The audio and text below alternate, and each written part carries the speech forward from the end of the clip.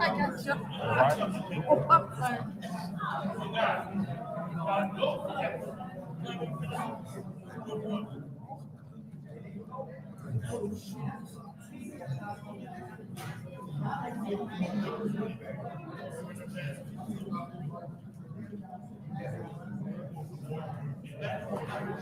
Oh, there we go. Leader of the back. Okay, this check. No, there. Get out dirty. Sit down. Get down. I'll be there. Be with others.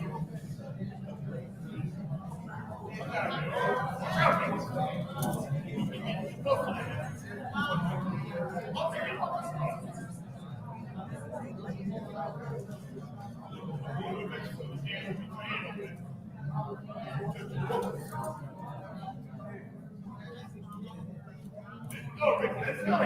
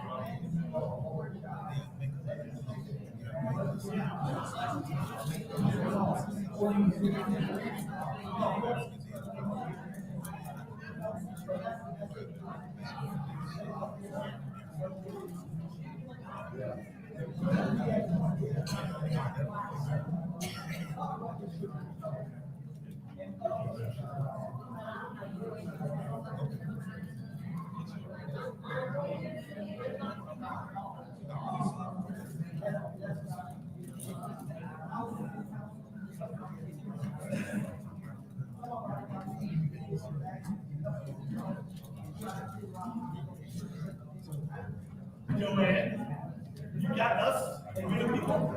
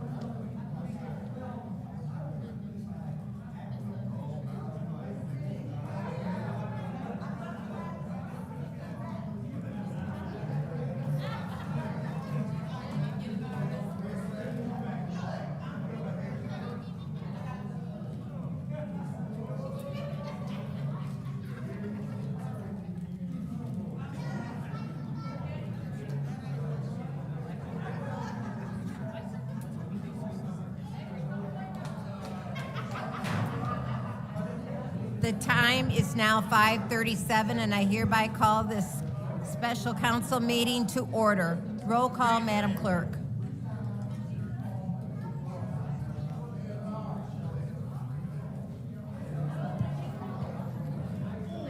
Okay, I'm going to take the roll call now. If we could have everyone, we're starting the meeting. Thank you. We're having trouble hearing, if you don't mind. So this is the roll call. Mr. Al-Alamin. Mr. Al-Alamin. Present.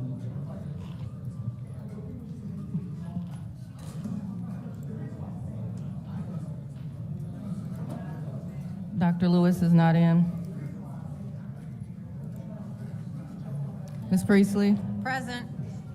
Ms. Winfrey Carter? Present.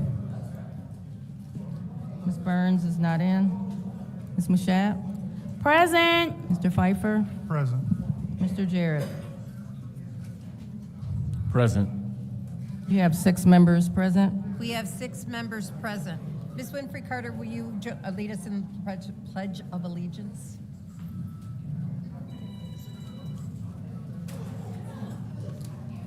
I pledge allegiance to the flag of the United States of America and to the republic for which it stands, one nation, under God, indivisible, with liberty and justice for all.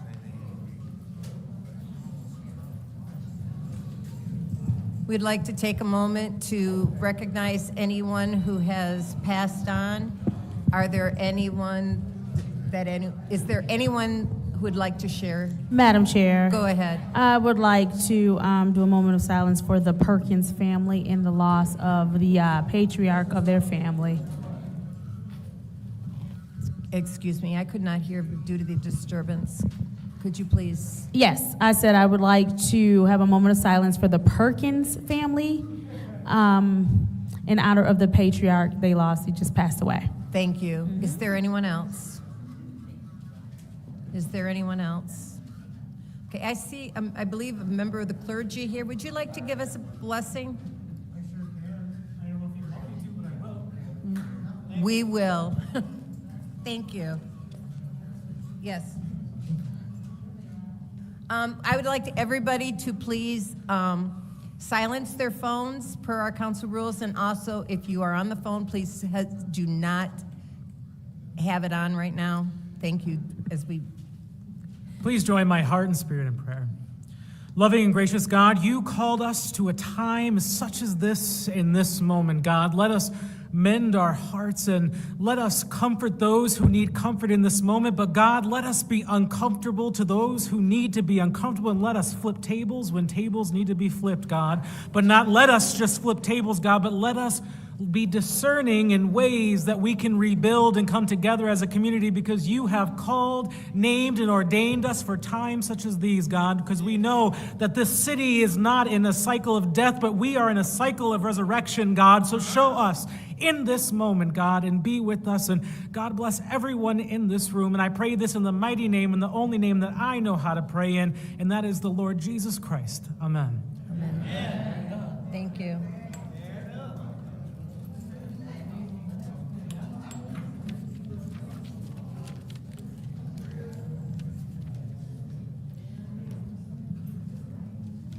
Reading of the Disorderly Persons Codes subsection. Any person that persists in disrupting this meeting will be in violation of Flint City Code Section 3110, disorderly conduct, assault and battery, and disorderly persons, and will be subject to arrest for misdemeanor. Any person who prevents the peaceful and orderly conduct of any meeting will be given one warning. If they persist in disrupting the meeting, that individual will be subject to arrest. Violators will be removed from the meetings. Rule 29.8, any person at a council meeting may be called to order by the president or any council member for failure to be germane, for vulgarity, or for speaking in excess of the allotted time or any other violation of these rules. Rule 29.9, any person who is called to order shall yield the floor until the chair shall have determined whether he or she is in order. If a person is determined to be out of order, that person must yield the floor and forfeit any remaining time. Madam Clerk, is there any public comment?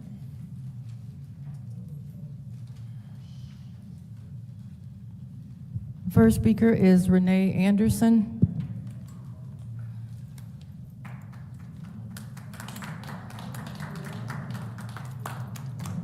My name is Renee Anderson. I'm here once again trying to get answers. My son, Kevon Sykes, was killed May 29th, 2022, downtown Flint, when it was over 1,000 people down there. That was Memorial Day weekend.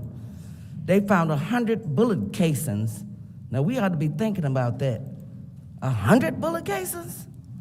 I want to know why. I have a lawyer, and that's Figer, that the Flint police force refused to release the footage, the cop cam, the forensic of that bullet, and the files to my lawyer for 3 years. We haven't gotten them yet. They just released me an autopsy from 3 years, February 19th. I want answers. I want to know why. What is going on that I can't get no answers concerning to my son? I want to know why they held my granddaughter in the police car from 11-something at nighttime to 4 o'clock in the morning and would not let my daughter go up to that car. She was a minor. I want to know why they stopped my son from putting pressure on his brother's head because the blood was coming out so fast they told him to get the F up away from him. I want to know why they had guns pulled on my son and surrounded him, about 6 or 7 policemen. I need answers, and I want answers for each of one of you city council members. I would like to hear what y'all got to say about this, because something truly is not right. It is not right for them to hold an autopsy for 3 years for what? What they stop me from getting an autopsy for? Why won't they release them files and footage and the cop cam and the forensic of that bullet to my lawyer? So I asked the autopsy people, well, who do I get the forensic of the bullet from?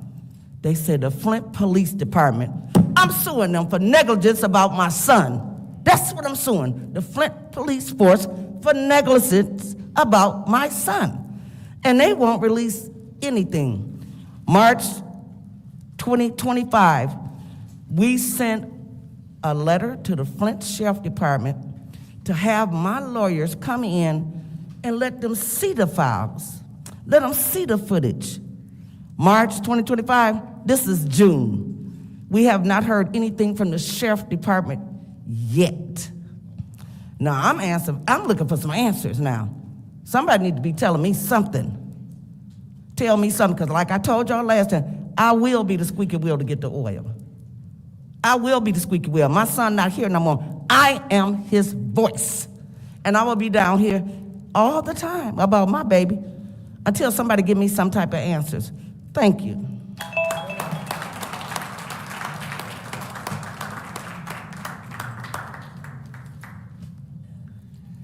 The next speaker is Rich Jones.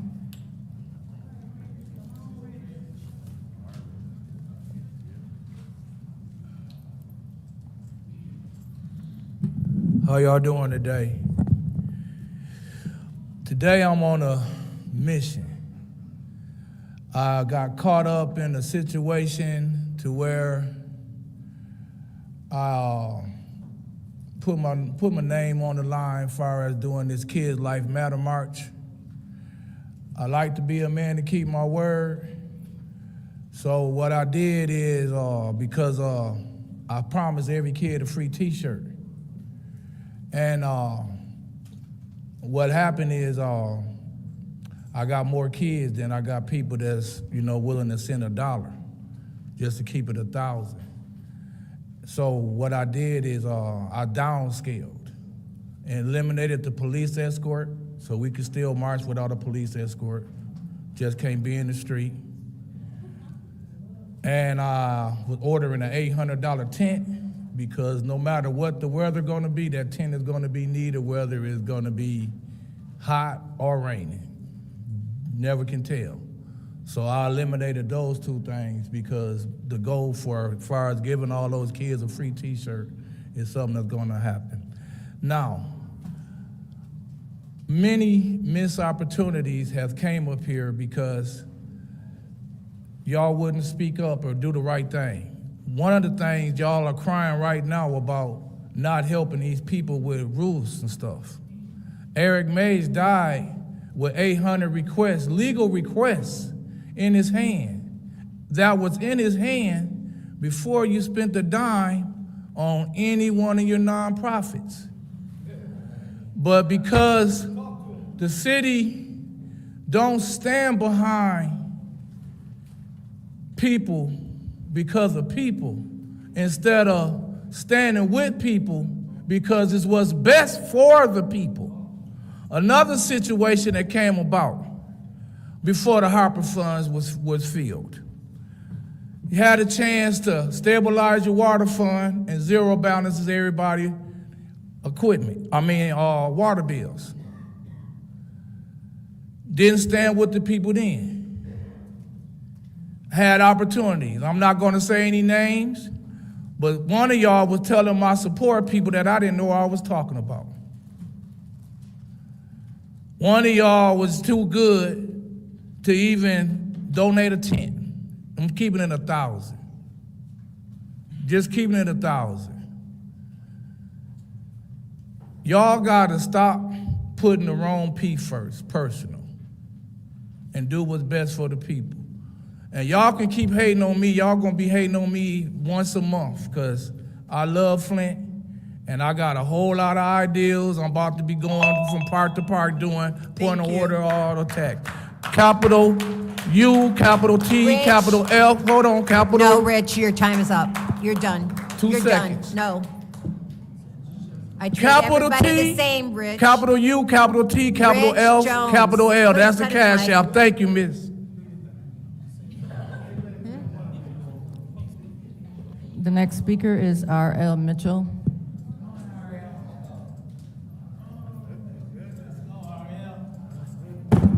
Hey, my name is R.L. Mitchell.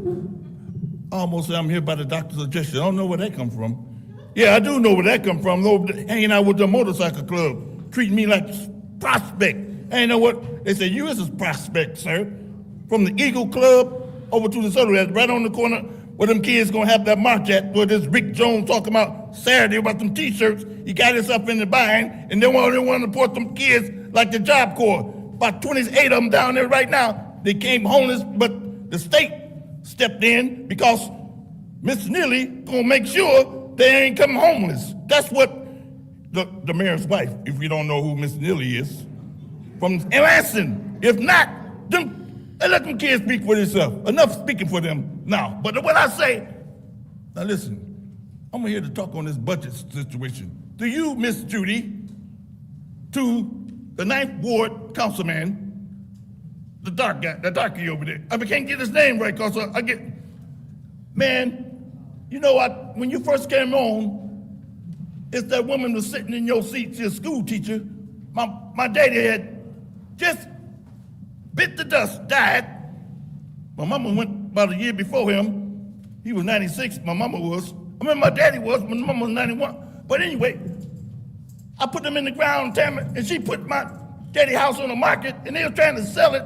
And I told Mays about it. And Mays said, well, what's the address? I said, 1505. He got it. He took it back off the market. Then had you come, we got rid of them.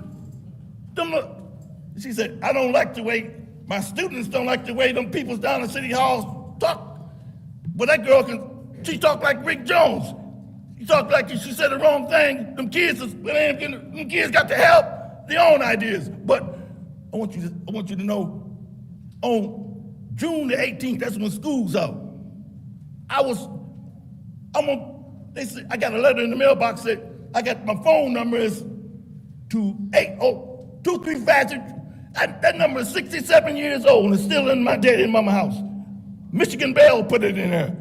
Because I tried to put one of them, they said, where you in, sir? We don't put me. That phone still, they got an appointment at 9:30 on June 18th. It looked like a museum in my mama and daddy. But it's just like the budget. They always keep, I was 12 years old. I just thought, and then they say, I was at Southwestern Family Living, they say, you will not live to get your Social Security, fella, but that's Trump, they planned this stuff. That's what, all that records in here with them popos in here. The dude's about 16-year-old body snapping a little popo with his gun, and the dude what's his name? And it's going on. Hey, America, stay tuned. You're gonna see how we get some money.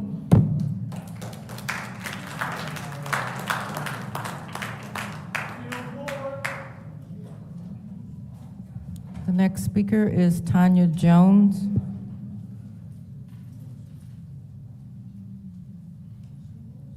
Tanya Jones. Next public speaker.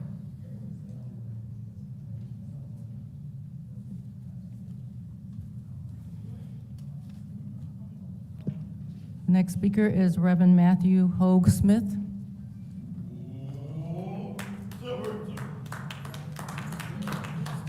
Good evening. My name is the Reverend Matthew Hogue Smith, and I serve as the pastor of People's Church of Flint. And I am here, before you get it twisted, because my calling, because the people of God has entrusted my care with the elders with fixed incomes, the single mothers trying to make ends meet, the young people wondering if they're going to survive the gun violence epidemic in Flint this summer.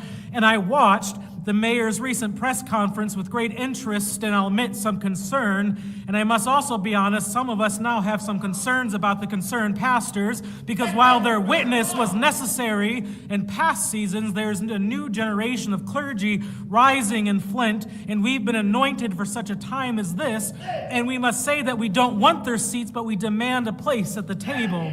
Some of us are in the neighborhoods, not in the news, and yet the city and this group left our voices out in this moment. And it's funny, none of us got invited to discuss what peace looks like in the face of the trauma of this past weeks. We do the work of peace every single day, but this is about more than who got invited to a podium by an administration. This is about the soul of the city, which should have been pressed in that meeting. Flint needs a moral budget, not a balanced one. A budget that serves the whole city, not just the downtown corridor or special interest. A budget that says yes to clean water, yes to safe housing, yes to mental health care, yes to youth programs and jobs that pay a living wage, and a budget that makes it easier to live in Flint, not to move out of Flint.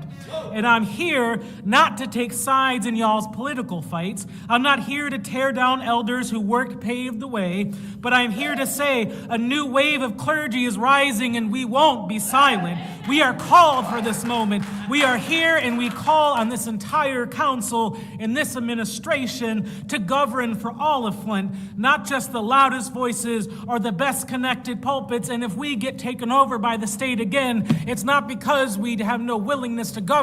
It's because everyone in the administration and the council won't listen to the people and rather listen to their pockets.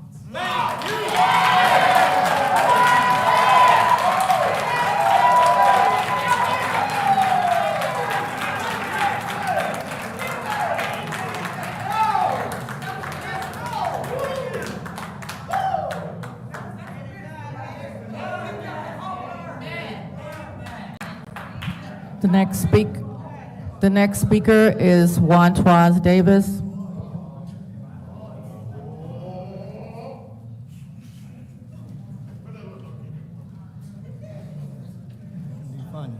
It can be funny, all right. But the thing is, like I say, what I say always is I'm not here to slight nobody.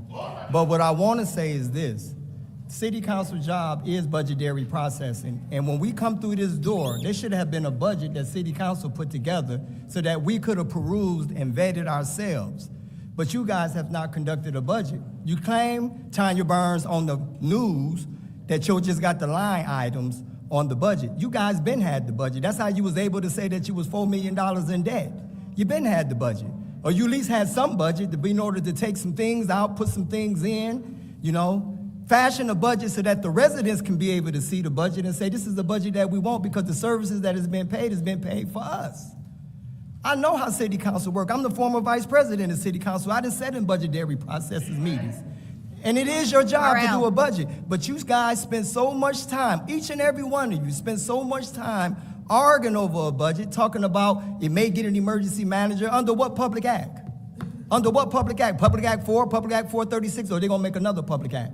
Because in order to get an emergency manager, we have to be between $12 to $14 million in debt already in the general fund in order to give the governor the understanding of giving us a financial emergency manager. Right now, we're not even in debt.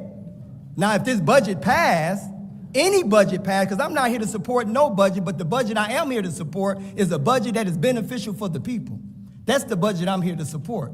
And if you don't like the budget that the mayor submitted, you guys should have had a budget together that counteract the budget that the mayor put together, so that it makes sense. You can't argue with no fruit. A tree is known by the fruit that it bears, and thus far, you guys has not produced no fruit. You produced no fruit. Y'all spent 8 years, from 2017 to 2025. Some of y'all been up here for only 4 years, slighting each other, campaigning. That's it. What he ain't doing, what she ain't doing, and then what that does, that transpires out to the public. And the public say, since they don't respect each other, we might well not respect them either. And before you know it, we get a dysfunctional democracy, a dysfunctional legislative body, a dysfunctional city. The water crisis is gone, it's null and void. Now it's looked at as a circus. I'm not saying it's done literally. I'm saying in the minds of the people that was really concerned about us in other states. They don't look at us no more and say, oh, the city of Flint poison. They look at us as dysfunctional. They look at us as dysfunctional. You guys should have had a budget sitting at the table right now when we walked in and allowed us to go home with that budget and look at that budget and say, this is the budget. No, if they don't like the mayor budget, city council job is budgetary processing. The mayor job is making a comprehensive plan and conducting a budget. But if you don't like that budget, we don't have to stand on that. Make you one that's presented to us. Produce fruit. Let us see your fruit.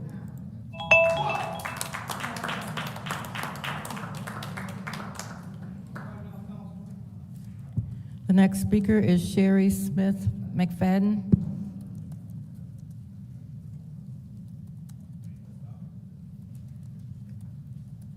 Hello, everybody. I'm Sherry Smith McFadden, and I'm speaking on behalf of, I live on Miami Lane. I have a blight problem.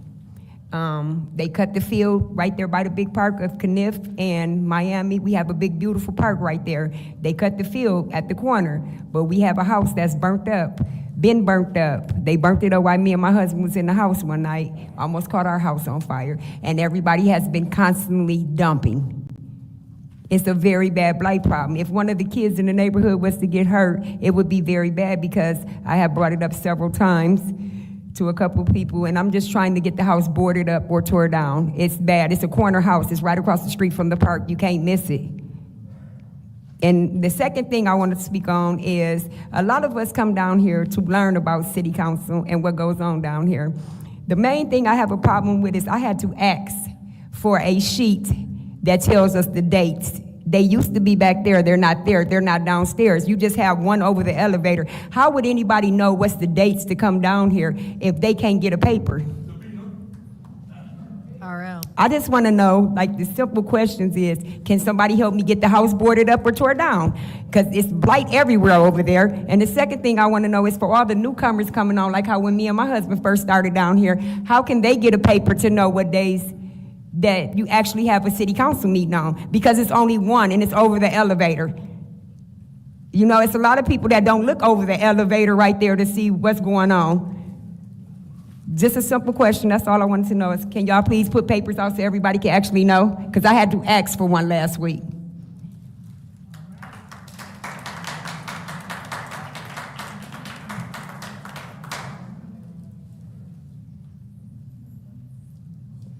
The next speaker is James Moore.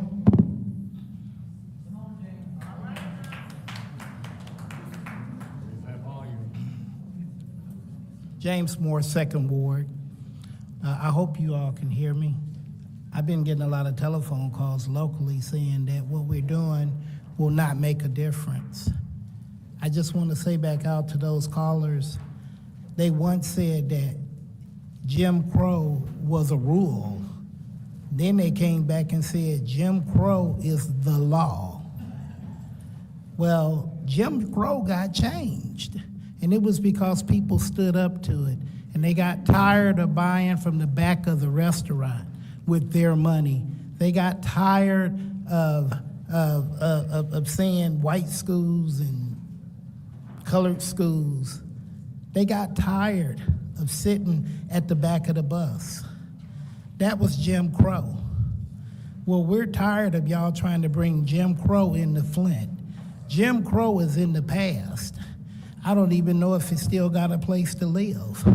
But we're just letting you know it's about respect. Y'all, from Eric Wordsmay's, his words was that y'all had these wacky rules.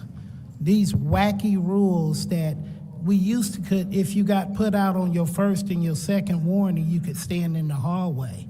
Now, they're escorting them down the hallway, into the elevator, and all the way up to the sliding glass doors as you go past the mayor's office. That sounds like Jim Crow to me. I just want to ask a question, and maybe y'all can find out. But by the four fine gentlemen that we got here that I call peacekeepers, y'all may call them the police. After when they throw everybody out, do they go from being part-time or full-time? Because when they come back up here, what is there to do? Well, why are you throwing people out the sliding glass doors? I just want to remind the peacekeepers that their cars are still parked out there and we buy the gas. They can, once they throw them out, they can go and patrol the city and make this place a lot better, safer place. Y'all have a good evening.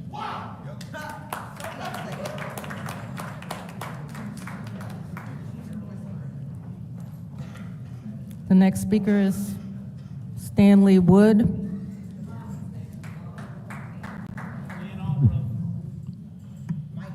All right. So I'm sure most of you guys watched the interview with Mayor Sneely and the Pulpit Pimps. The only thing that was missing was the for the money. I was surprised none of you guys were there. That's okay. Councilwoman Shutt, I did exactly what you said at the last meeting. Go back and view the video.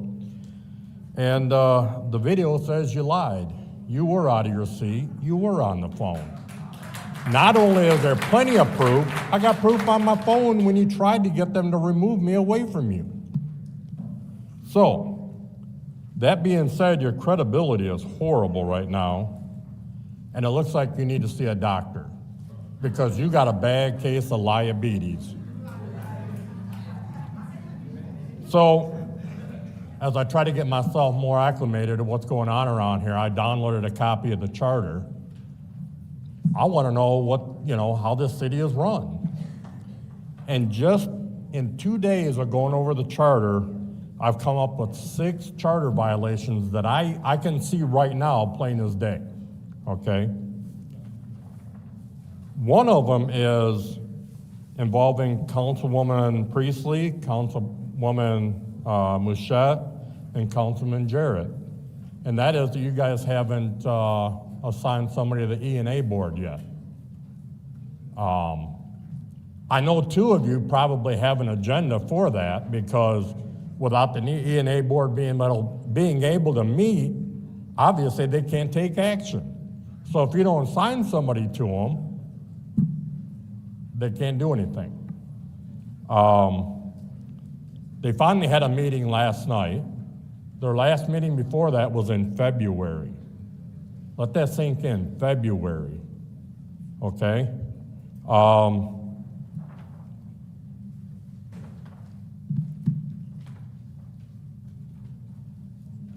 Now, who's in charge of the EA, the Ethics and Accountability Board? Who holds them responsible? I would think it's the City Council. I don't know yet. I haven't made it that far. I want to talk about Michael Clack last week. I guarantee you, Councilwoman Lewis did not say Michael Clack's name. She said the man in the blue shirt. She said that a few times. And Councilwoman Mouchette said, oh, Michael Clack? Okay, there's your first warning. The guy in front of him stood up and said, it was me, but you still gave him a warning, trying to get him out of here, trying to shut him up. And the safety plan, I still ask again, where's the safety plan at? Thank you.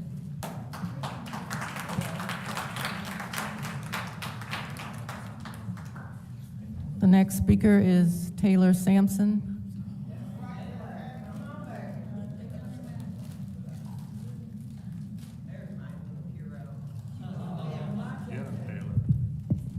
Taylor Sampson, resident of the 8th Ward. I came across this excerpt from the book Let This Radicalize You, and I thought it applied to Flint and also everything we're seeing across the country right now.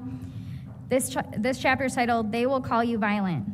If your tactics disrupt the order of things under capitalism, you may well be accused of violence, because violence is an elastic term often deployed to vilify people who threaten the status quo. Conditions that the state characterizes as peaceful are in reality quite violent. Even as people exercise and experience the violence of poverty, the torture of imprisonment, the brutality of policing, the denial of health care, and many other violent functions of this system, we are told we are experiencing peace, so long as everyone is cooperating. When state actors refer to peace, they are really talking about order. And when they refer to peaceful protests, they are talking about cooperative protests that obediently stays within the lines drawn by the state. The more uncooperative you are, the more you will be accused of aggression and violence. It is therefore imperative that the state not be the arbiter of what violence means among people seeking justice. First of all, to all the media back here, Channel 12, 5, 66, 25, MLive, I got Michigan Public Radio back there. We are residents of this city, not protesters. When we are in these chambers, this is our chambers. We are residents. Quit saying we're protesters. We are here speaking and telling our truths because this is the people's chambers. I'm tired of hearing that narrative. And the mayor is inciting the violence here. He is the one that is repeatedly sicking the police on us. He is the one that is going through and telling the chief what to do. He's the one that's telling these council 1, 2, 4, and 7 what to do. We know you all have called the police multiple times. We've seen Liddell do it week after week. Quit playing these games with us. This is our lives that you're talking about. These are the decisions you're making that are affecting us and everything we do. And every time they talk about us being violent, it has not been violence. We have been peaceful. We've been following the laws. The police started everything on Sunday and Monday last week. We cannot keep saying that. It's the truth. Everyone saw it. It's on videos everywhere. I'm tired of these lies. And then to go up there and have that conference with the pastors, are you kidding me? Now you're going to use the clergy against the people? That's disgusting. That's disgusting. We are the ones that are supposed to be getting all these benefits from all this money. The capital here is the money. They're doing everything they're doing because they're trying to hide what's going on. If they were innocent, none of this would be happening. Innocent people do not behave this way. Leon, thanks for looking at me today. Appreciate it. No smile or smirk on your face. Maybe you grew up a little bit since last week when I was up here. I'm tired of it. What do you not understand? We're frustrated because our lives are being affected by every decision you make. You can't silence us.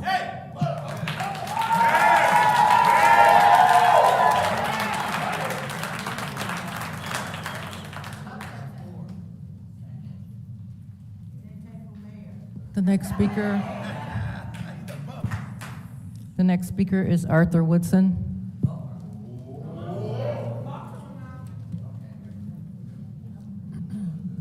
Good evening. I love what you said.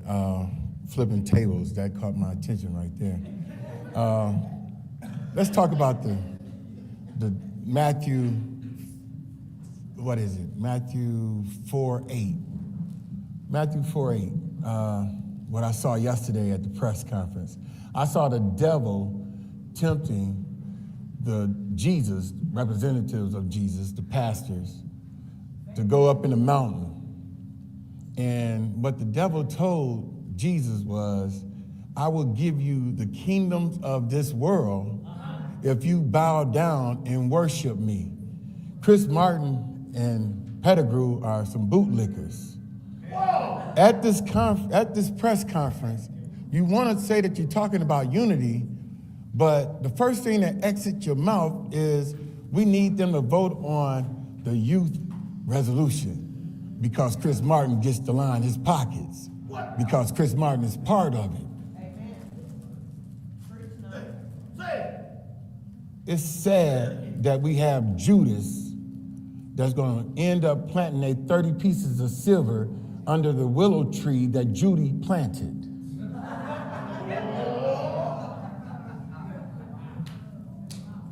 When we speak about council, we have to speak about and put names to it, because it's not all of council. It's the four: First Ward, Second Ward, Fourth Ward, and Seventh Ward. The other ones have been trying to get our roofs, trying to get the $94 million out to the public. The other ones have been lining their pockets. Look at Liddell. Liddell came in here looking like Raggedy Ann when she first started on Second Ward. Now she have a new hairdo every 2 weeks. She got brand new privacy fence. Her driveway is done. And then you still picking with the lady next door. I mean, it's sad. Put names to it. I sat here when I saw the other four make amendments to this budget to take the mayor's office budget down from 1.5 to 500,000. So don't say that the council isn't doing their job. Then they find $13 million instead of $4 million. How can I do a budget when the budget isn't right? How can I do a budget when the administration comes up here and don't have any information? Miss Gurley, how much money is in the kitty for all the lawsuits that's happening? Because I just got my case dismissed when they when they arrested me out in the hallway. You and I both know that's against the law or against our rights for them to arrest us in that hallway. Why do y'all keep on adding on to lawsuits? Because mine will be out next week. Thank you.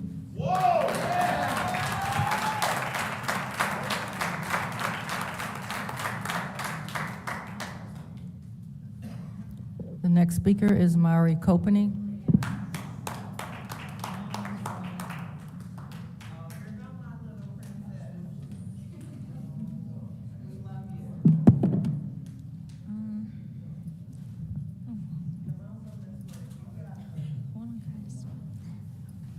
Candace, on Monday, you said that during the altercation, you remained in your seat, ready to do your job. So somebody went back and looked. Is this you, sis? You're in your seat. So who exactly is spreading misinformation? Liddell, my name is Mari. Let me repeat myself and make it clear. My name is Mari, M-A-R-I. I would appreciate it if you called me Mari next time you want to try to call me out and kick me out of council screaming out Little Miss Flint in that bitter, nasty, condescending tone only proves we both know my nickname holds clout. It's really not a good look kicking minors out of council meetings. I also saw that you're a fan since you follow me on IG.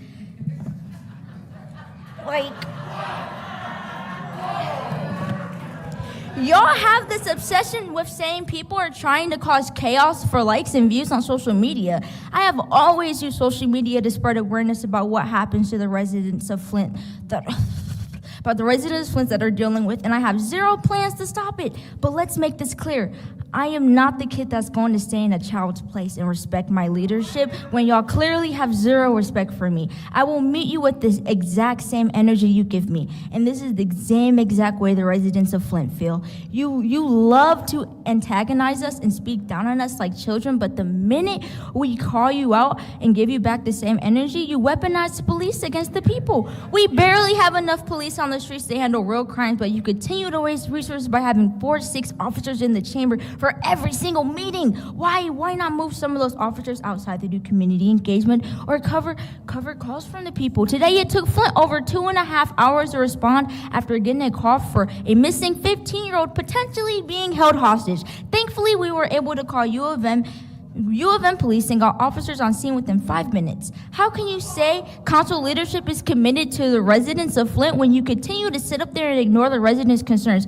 You look down at your phone and roll your eyes when we are speaking. How can you be committed to the residents of Flint when you continue to kick anyone out of council that disagrees with you? How can you be committed to the residents of Flint but continue to be coordinators of chaos? What stops city's businesses from getting done? Flint youth account for about 25% of residents in the city of Flint, while summer jobs for 100 youth in the city of Flint is a good start. What about the other 20,000 or so youth that call Flint home? What do you have to offer to them?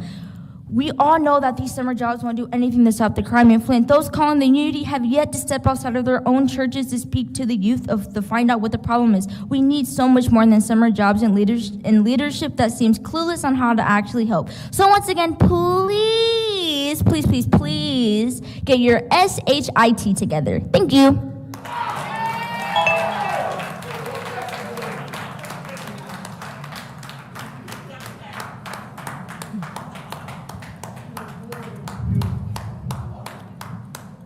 The next speaker is Kaylani Copany.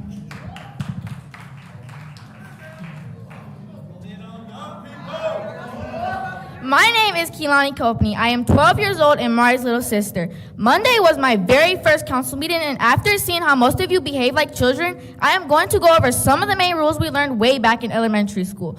1, treat others the way you would like to be treated. 2, when someone is speaking, listen to them and give them your full attention. 3, your tone means just as much as what you are trying to say. 4, don't tell lies. I am a Flint kid that works with my sister to help thousands of Flint kids every single year. The kids here in Flint are strong, but have been through so much trauma between the water crisis, the pandemic, and the crime that is out of control in our community. So many of the kids are struggling with basic necessities like food, clothing, and school supplies. The kids here need more programs in place to make sure that they have their basic needs met. We need programs that help kids on all levels, starting in the schools, after school, on the weekends, and during summer break. What happens when those summer jobs end? Those 100 kids are right back where they started. Please stop acting like children and start thinking about the children of Flint.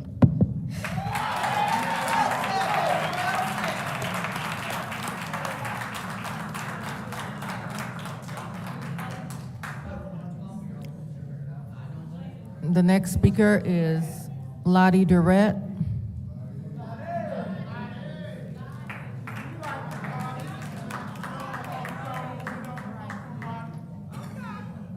Hi, my name is Lottie Durrett, First Ward. I'm just here to speak on that conference. And this is how I feel as a resident. I'm not a rioter, I am a resident. I am a tax-paying resident. I am a homeowner resident in the city of Flint. So we do have the right to march and use those roads that we pay for and those sidewalks that we pay for. And with that being said, how them concerned pastors, where was they at when them old people were being snatched out of vehicles? Where are they at? This youth is out of control. They are unhinged. Where are they at? Where are they at when we suffering through this water crisis? Where are they at? And how come every time they brought their concerned self down here, they locked themselves up in that room and couldn't talk about what was going on with the concerned pastors in the council? We tired of this. We are not rioters. We are citizens of Flint, and we are fed up to here. It's at a boiling point. I'm just looking at my family, myself, have lost 6 family members probably in the last 3 years to gun violence, young and from ages 13 to like 25. That 10-year-old girl that got shot around that corner, that was my cousin. Not only after she got shot, but her cousin got killed. Y'all don't understand because y'all is not living it. Them pastors do not live here. Quit bringing in people that don't sleep at night and don't hear bullets flying over their head, ducking down at night. I'm sick of the mess that's going on. I've been staying at home because I couldn't be here. I'm just asking, where's these concerned pastors with these mothers who worried about the autopsies of their babies and police reports? Where are them concerned pastors? Where are they now? Why haven't they been here to stand up with us? Where's the concerned mayor? A summer job is not going to stop the violence in this city. Just like they going to come down and have the nerves to stand up and tell us about a back to the bricks. Don't nobody care about back to the bricks.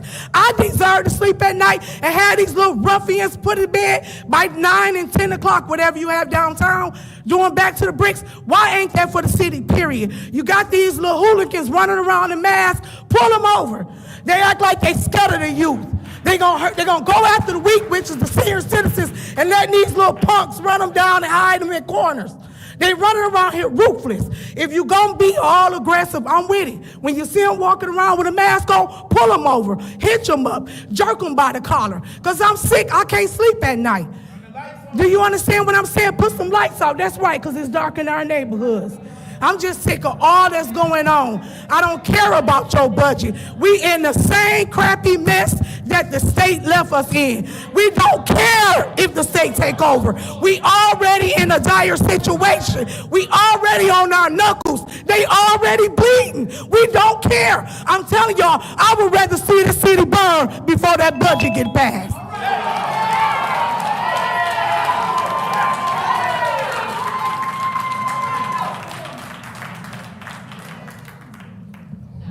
The next speaker is Beverly Biggs Levy.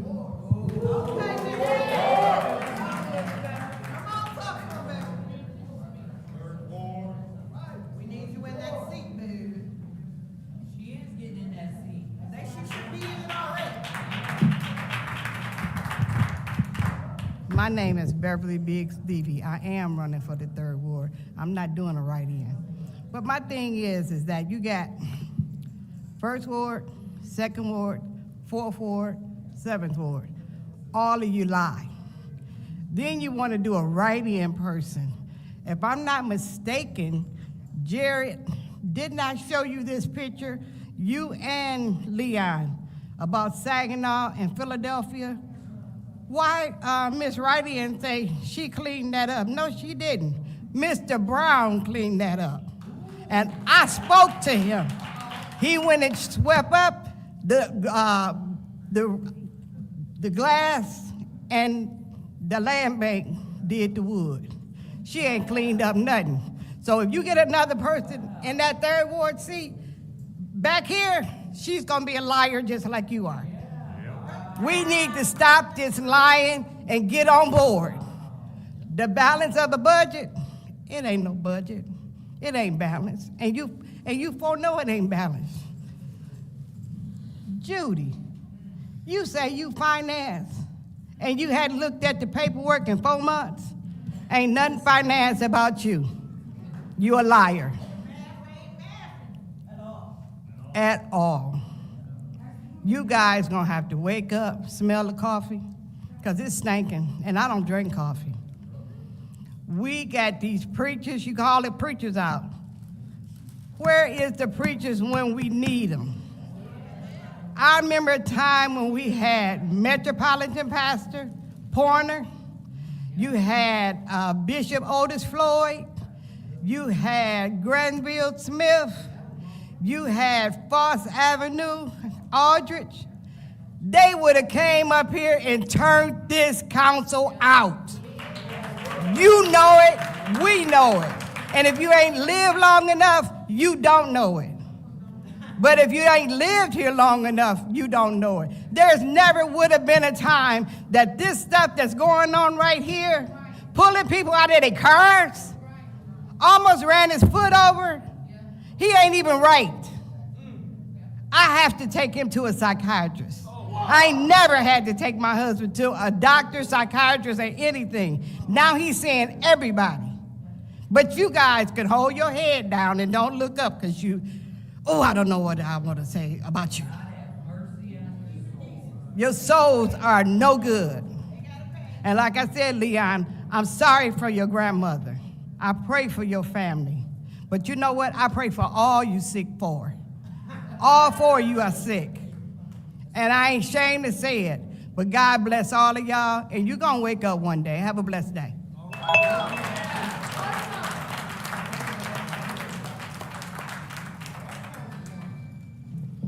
The next speaker is Shalita Savage.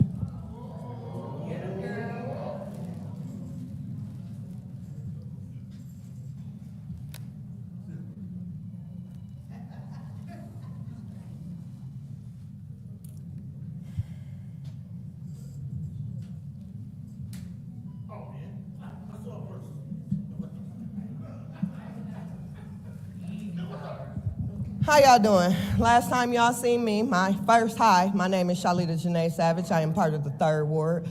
Last time I came up here, I was very angry, to say the least bit. My 8-year-old, as little Miss Flint has already let us know, a 15-year-old was being held hostage and we couldn't get any type of police relief. My 8-year-old was held hostage for over 21 days. But yet, when we hold a peaceful protest on a Sunday, God's day, not only do we get the police that are impeding traffic, driving at speeds unfathomable for the turning lane, which is not even a lane for you to drive in, but they are snatching elderly people out of cars.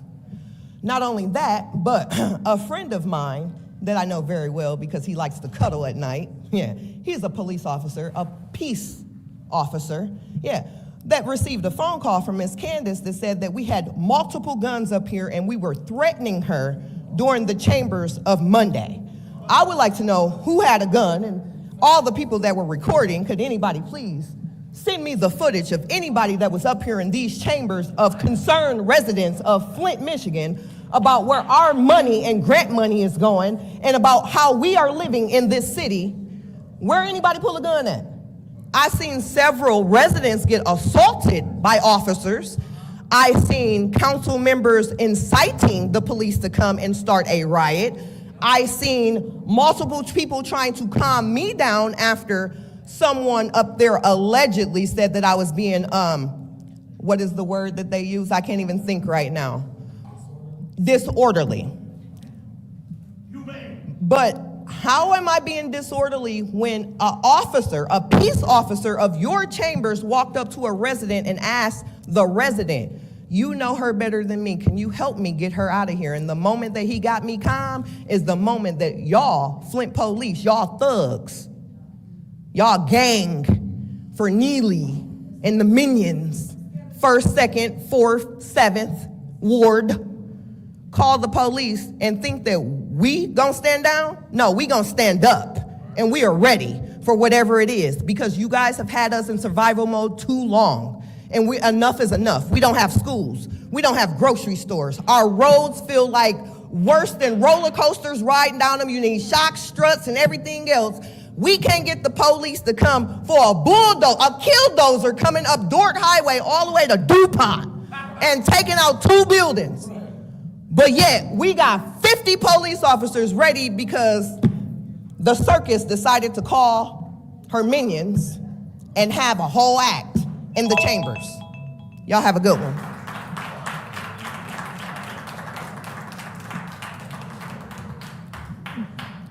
The next speaker is LaShawn Johnson.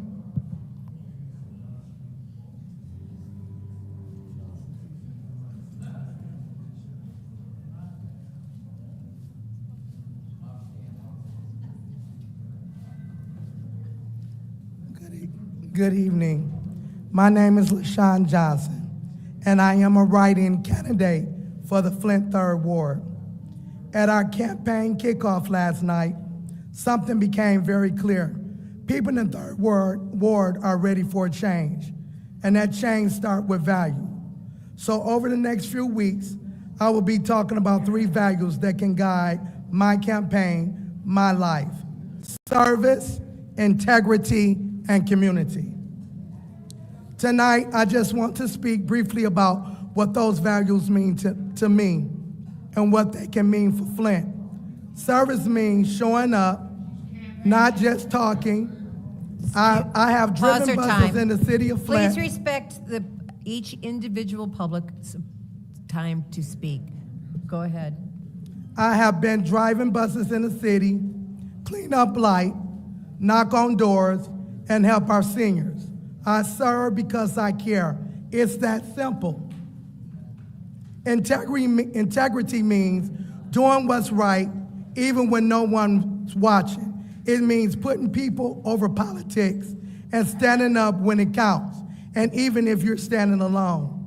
And community, that's everything. Community is the block you live on, the neighbors you check in on, the places your kids grow up.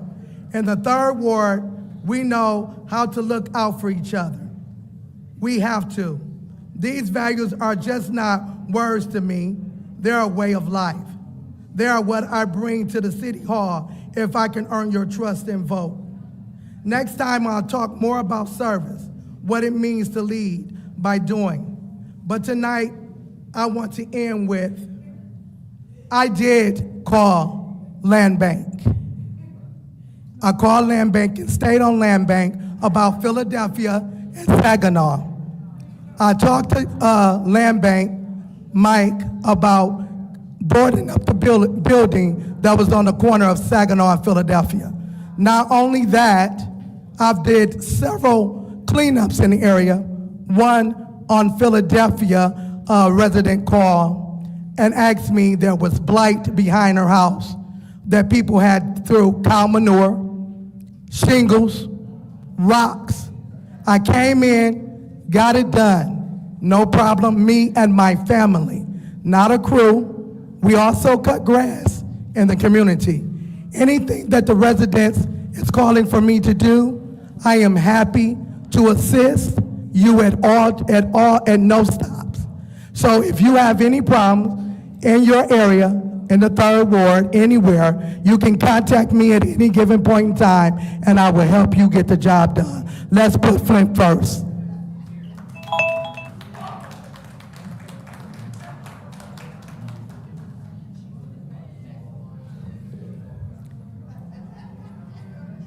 The next speaker is Hanifa T.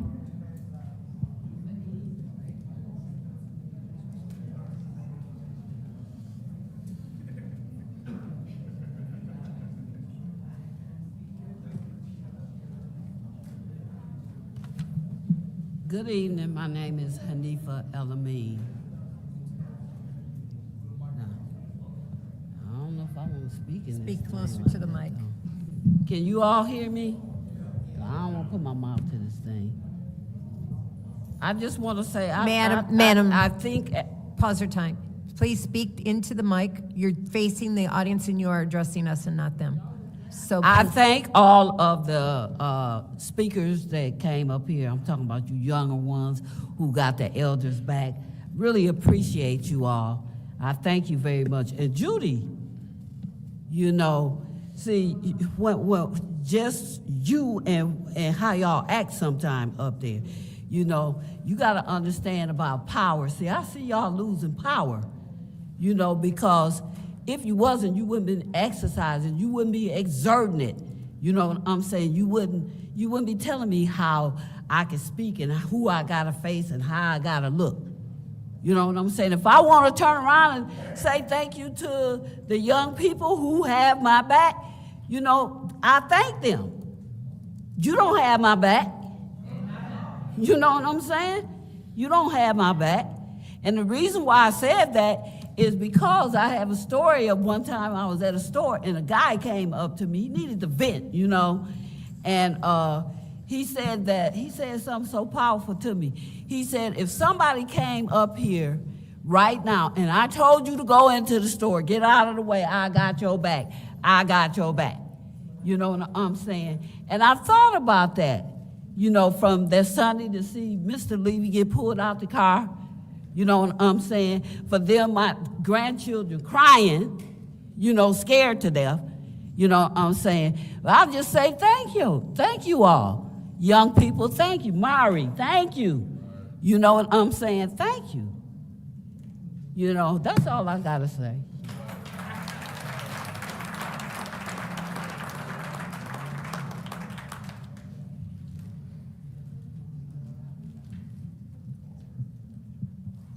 The next speaker is LaShante Murchison.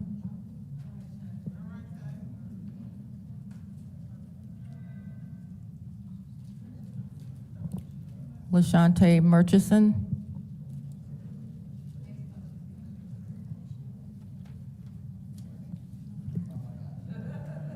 That's the last speaker. Okay, that's the last speaker. It's now time for council response. Council members may respond once to all public speakers, only after all public speakers have spoken. An individual council member's response shall be limited to 2 minutes. Is there anyone who'd like to Madam use Chair. this time? Go ahead, Mr. Pfeiffer. Madam Chair, through you to the city attorney. City attorney is the position of ambassador an official city position?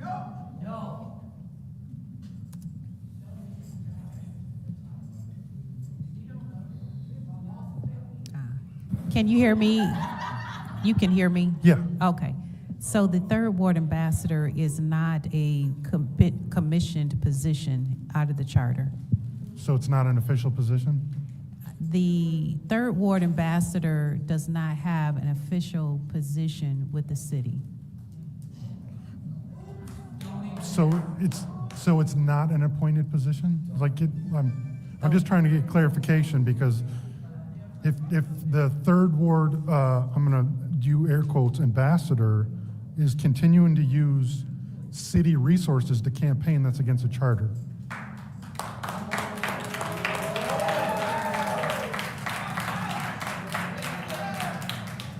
So is the ambassador position an illegal position? Does the mayor have the ability to create positions? Because if so, that is a blatant abuse of the charter of using, there's the same reason that I can't go out in public speaking and do a campaign speech back during public hours. So it sounds like you're asking multiple questions. There should not be, and the clerk and I are looking into anyone making campaign statements from the podium. So that is something that is under research, period. The second part of your question is whether or not city resources are being used. I don't know that. So if you can explain what city resources there are that's being used, I can answer that question. Thank you. That is your time. Anyone else? Madam Chair. Go ahead, Ms. Winfrey Carter. Thank you, Madam Chair. First, I would like to thank all of the residents. Thank you for being engaged in the process. Thank you for being here, taking time out of your busy schedules to continue to be present here in your chambers. Out of the mouths of babes, I sit here. We have youth in the house coming up to speak to the council, and I just thank you two for coming. Wow, very, very insightful, and thank you. Thank you, Reverend Matthew Smith. Thank you for being here. Powerful. What a powerful prayer, and what a powerful message that you stood here and rendered to us. Thank you so much for being here. And I do want to speak to you after this. Residents, all I gotta say is continue to stand up, because it's a lot of things going on in this city. And when I tell you it's layers and layers and layers of stuff, I just need you guys to continue the fight. Continue the fight. And remember, this is your chambers. Do not be afraid to come in here and voice your opinions, your concerns, and your issues at that podium there. Thank you. Anyone else?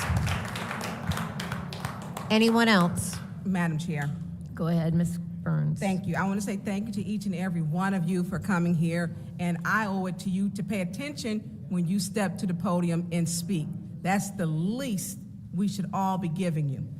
Secondly, Reverend Hogue Smith, I enjoyed the conversation with you and Reverend Powell. Thank you for sending all of us the letter, because I make sure I respond. You are a part of our community, and we need the clergy here who care. And I'm glad you took to that podium. Thank you for that, and I hope that you'll continue to show up. And to Juantez Davis, I want you to understand, since you decide to call my name, usually I ignore you because you be loud and wrong.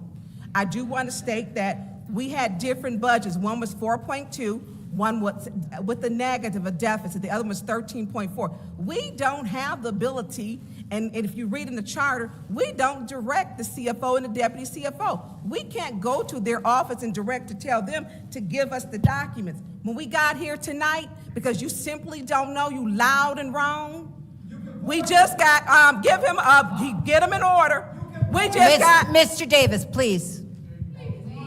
We just got a document tonight, this evening, 132 pages, that's line item. And so when you don't understand these things and you step to that podium to call us out, things are not the same when you were once was the councilman. It has changed. And you need to understand that. And I want you to have good information, factual information. I want you to be correct on the right side, unlike when you were here plugging up your tether. So I want you to understand that. So to the youth, thank you for coming here because we aspire, you give us energy. And I appreciate that because it takes courage to step to that podium with your truth. Thank you. Anyone else? Anyone else? Dr. Lewis. Thank you, Madam Chair. First, I would like to start off by saying thank you, former Councilman Juan Wes Davis, because you brought up an important point. Our job is the budget, and we should have all suggestions submitted so the audience can see and we have something to work on. It's not fair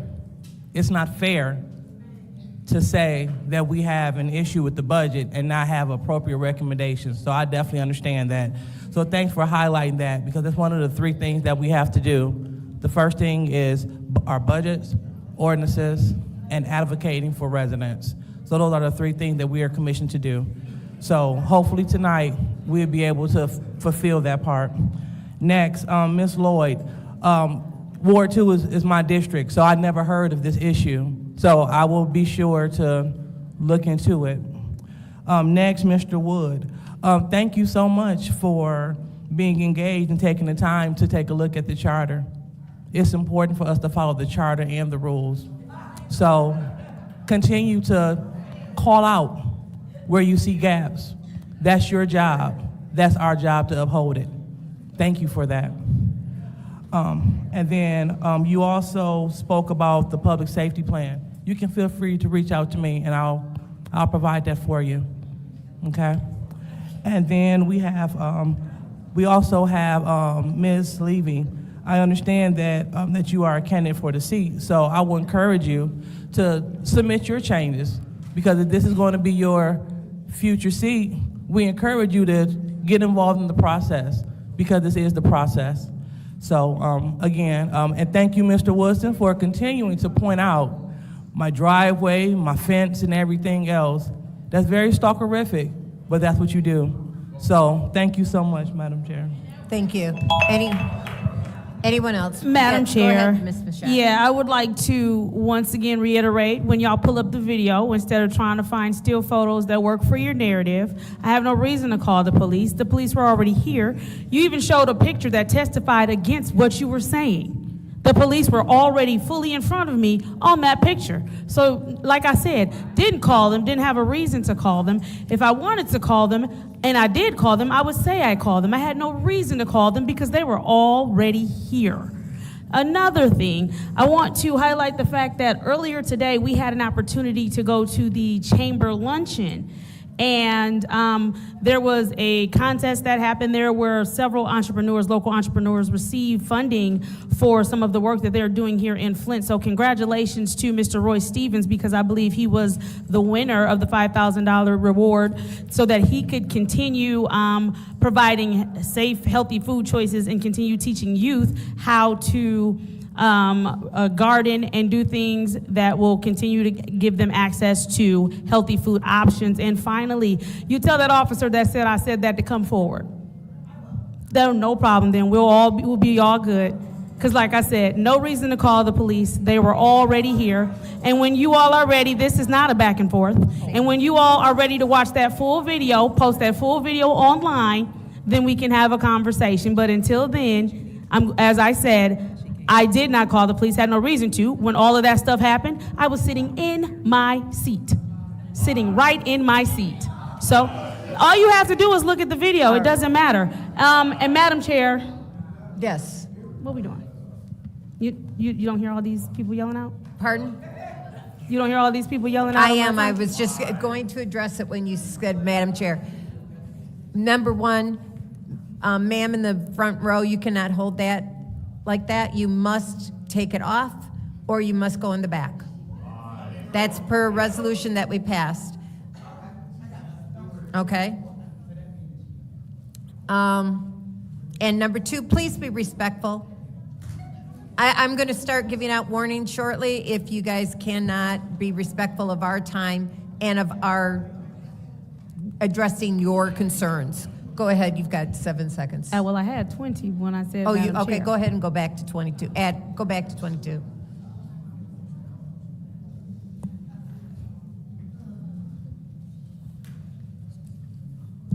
Go ahead. Oh, thank you very much. And so, again, congratulations to everyone that participated in the contest at the Chamber Luncheon. And again, congratulations to Roy Stevens, and I believe his program is called Dreams. Thank you, Madam Chair. Thank you. Anyone else? Anyone else? Seeing none, I'm going to take my time. Mr. Davis, in order for someone to be able to do a budget, they must be present during budget hearings. And this report that they say they just got today, if they had been at every budget hearing, they would have had this because it was given to us for every department during every budget hearing. This exact same report. For the person who wanted to know how to find out when city council meetings are, they're posted online under City of Flint. Go under the government city council page, and the listing of all the meetings and committees are there. Also, Rule 29.2, if a member of the public wishes to address the city council or its committees, they may do so during the time designated for public comment. That means addressing us, not the public.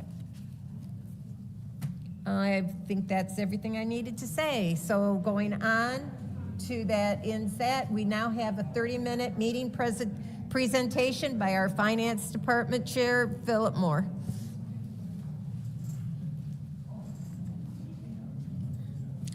This presentation is regarding the fiscal year 2026 City of Flint budget.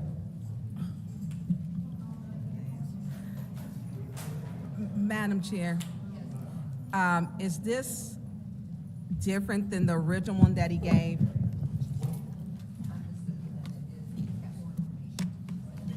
So he's got more information to present to us this evening?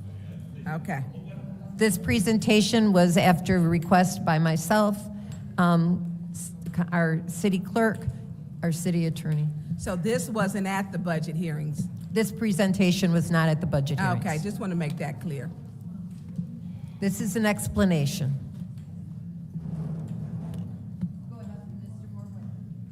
Mr. Moore, whenever you're ready.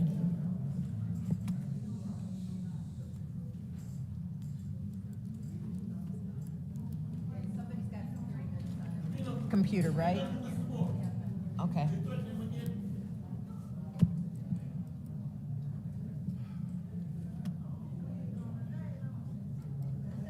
Mr. Moore, can you indicate if there's new information on each slide that? Yes. Oh, thank you. Okay.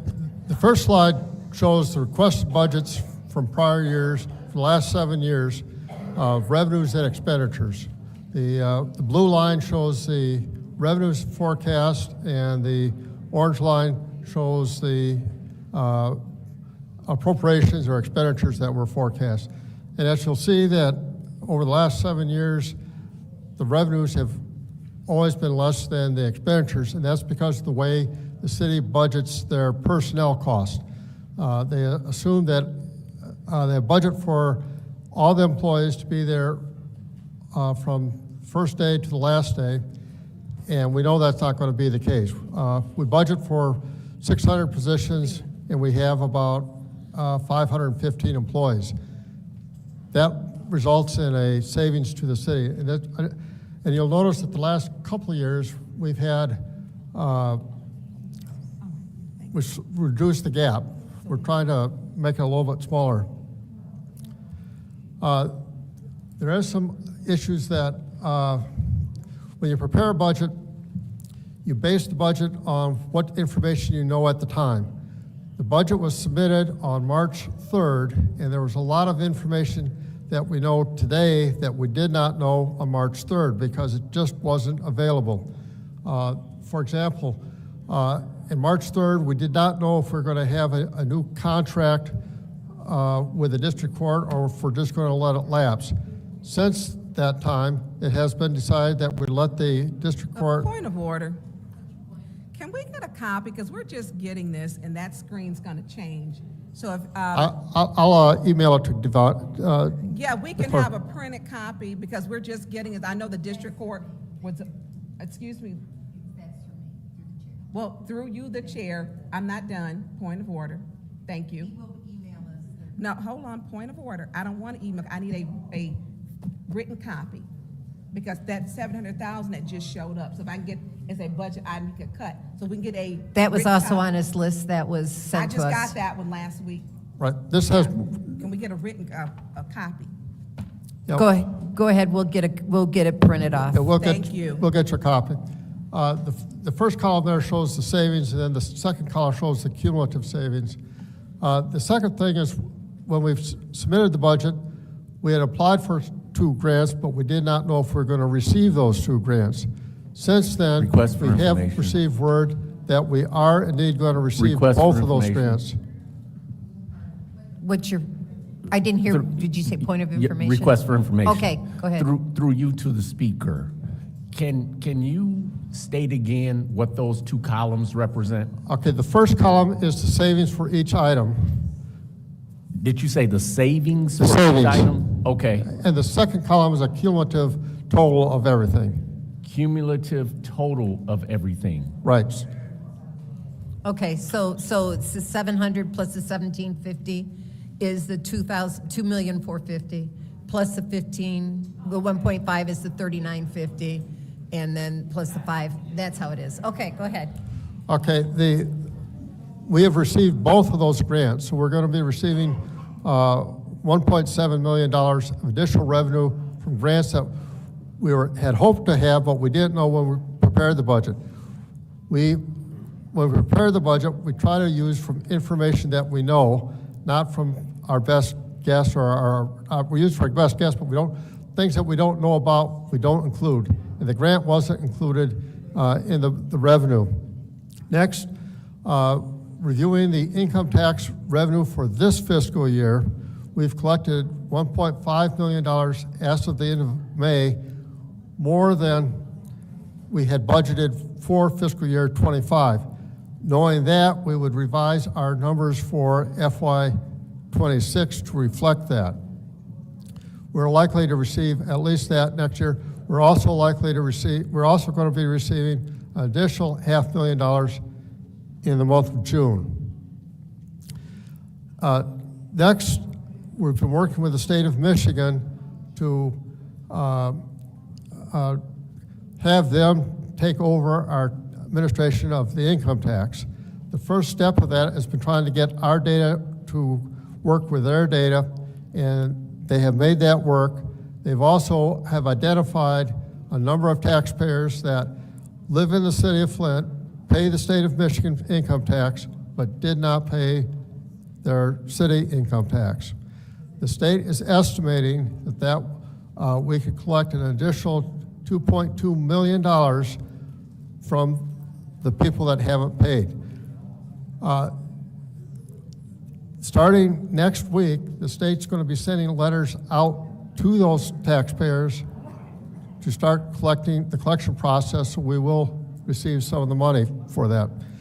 The big news for that, though, is not so much the past amount, but they're also going to be signing them up for collecting taxes for the upcoming fiscal year. For the current payroll, the current earnings will now have taxes collected.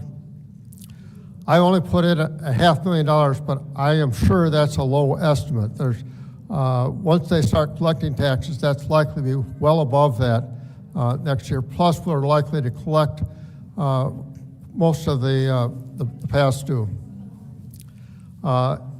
In the previous letter that we sent to the City Council, we had some capital items for $933,000, and we also had some possible personnel cuts for $895,000. We don't have to go to those last two. The first four items more than cover the difference between our revenues and expenses. One thing I am sure, looking at these numbers, is that next year we'll be adding to the fund balance. We won't be subtracting from the fund balance. Request for information. Through you to the speaker. Did I just understand that the last two are in fact savings or they could be savings? Last time we proposed those as a potential savings, and we could cut those. But our first preference would be not to make those cuts. Our first preference would be to adopt the budget as presented, because it is a sound budget.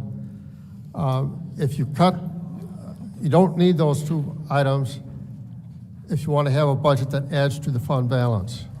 Madam Chair, through you again to the speaker. Yes. Again, my question is, are those actual savings or are those projected savings? For the first four, those are actually the last two. The last two, they could be actual savings. But they're not actual yet. They're not actual yet, no. Because it was my understanding that the first column was actual savings. The first column is the estimated, right. Depends on what your budget, if you adopt the budget, if you don't put the cuts in for those two items, we won't achieve the savings. If we enact the budget as we are recommending, those would not be savings, and we would have $4.4 million of additional savings.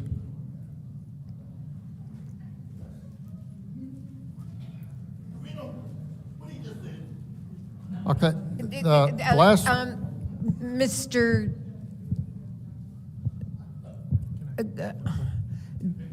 Paul, please, because I don't think he understood that. Those are actual savings if we decide to make those cuts. That $933,000 is actually in the current budget. If we make the cuts, that is an actual amount that will be subtracted from the budget. Those are actual cuts if we decide, or you actually decide to cut those items. Those will be actual savings, yes. Point of order. What's your point? Can you give me what the protocol is here now? Can we have dialogue or? We're going to let him finish his presentation, and then we'll go ahead and we'll have dialogue as we have a full 30 minutes, and we can extend that. So will we have the physical copies to reference back to As soon as he Yes. emails it to Davina, they'll print it off for us. Okay, because it's going to be sort of difficult to remember where to go back to. Right. Yes. I understand. Paul, can you email that presentation so that he? As soon as I'm done with this, Yeah. Okay. The last question people asked was about the ARPA reappropriation. In 2024, we moved $42 million into the general fund. We appropriated some of the dollars and we spent some of the dollars. In 2025, we still had some dollars left. We appropriated the dollars. We appropriated $20 million, and we anticipate we're still going to have some of those dollars in 2026 that were appropriated in 2025. If we don't want those programs to stop at the end of June, we have to reappropriate those dollars. Otherwise, they'll stop until the City Council takes action. And that's the $9 million that was the difference between the presented budget in the budget book and what was in the resolution. Looks like I have a question up there.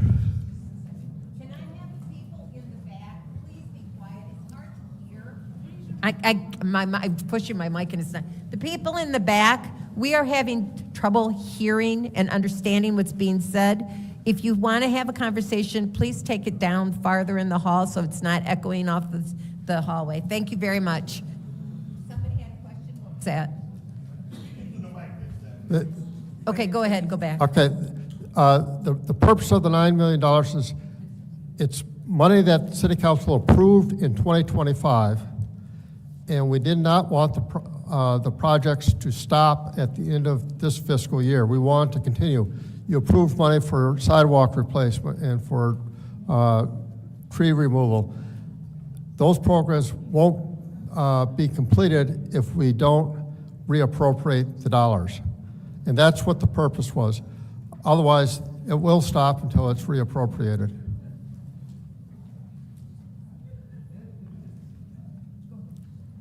Okay, that's my presentation. I'll take this offline and I'll email this to Davina.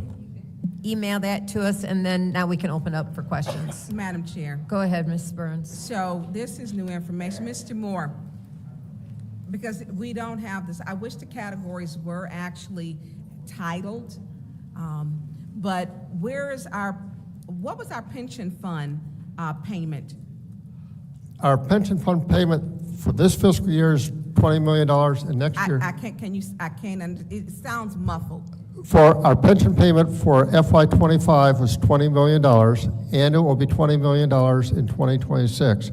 We also anticipate to be the same amount in 2027. Okay, so for 25, 6, and 7, it's going to be 20 million. Yes. Okay, is that actual or That projected? is an actual, although the 2027 is a bit of an estimate, but it's very reliable. Okay, and what account does that come out of? That comes out of every fund, any place where they have employees, they contribute to that. So all the funds are contributing to that. Okay. And pension and OPEB. Judy, yeah, I'm asking him. So do we have funds to make these payments? Because we're doing a 3-year budget for the next Yes. 25, 26, and 7. Yes, we do. Is it projected that we'll have them? Yes. Okay. Now, is that including, because we received the 170 million, we were supposed to receive the 50 million. You never found out where the 50 million went? Okay. We received a payment of 170 million that went directly to, all of these went directly to MERS. They did not come to the city. We didn't see it at all in our bank account, went directly to MERS. Right. We had $170 million. Then we had a $2 million. Then we had one that was for $10 million, which was based on the OPEB, our OPEB liability. They didn't give it to us. They gave it to the pension system instead, which is fine. And then we have another one that is pending that will likely hit in August, possibly July, for $27 million. For 27 million? Yes. And where is that coming from? That's coming from the state of Michigan. And so in August, it should hit for 27 million, hopefully. Yeah, well, the 27 million is for sure. We just don't know exactly what it's going to hit at this point. Okay. Okay, thank you. I yield, Madam Chair. Okay. Anyone else? Go ahead, Mr. Jarrett. I see you moving your mic. Yeah, I'm wanting to go back to the screen that had the columns to try to gain some understanding and clarity on what some of those numbers represented. Give me just a moment. I just finished sending the email to Davina. So. Yeah, just. Yes, 5-minute recess without objection. Did I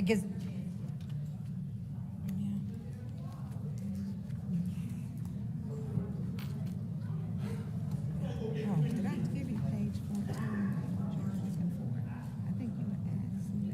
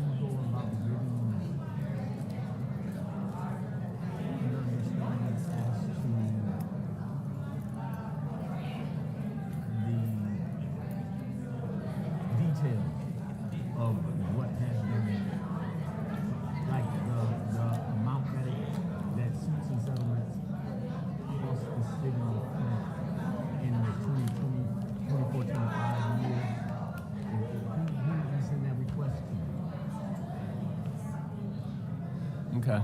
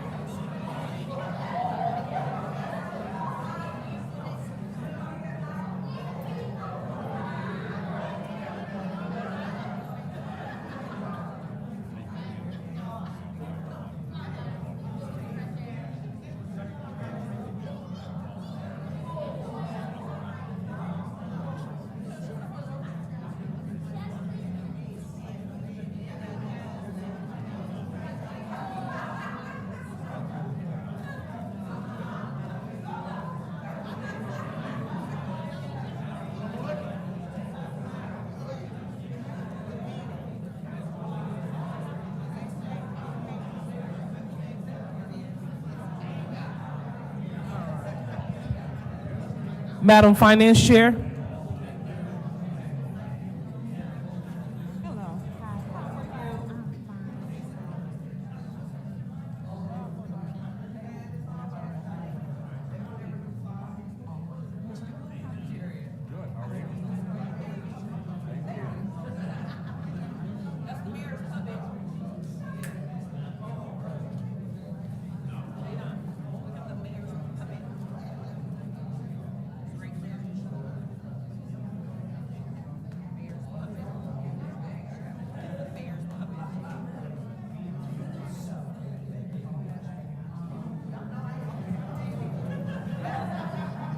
Will all council members take their seats?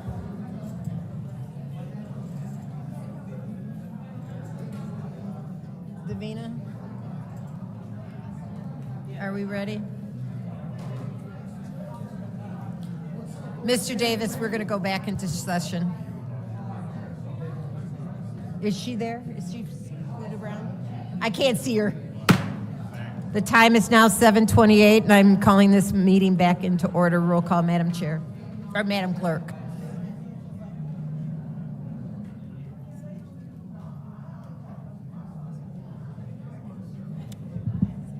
Mr. Alamin? Dr. Lewis? Present. Ms. Priestley? Present. Ms. Winfrey Carter? Present. Ms. Burns?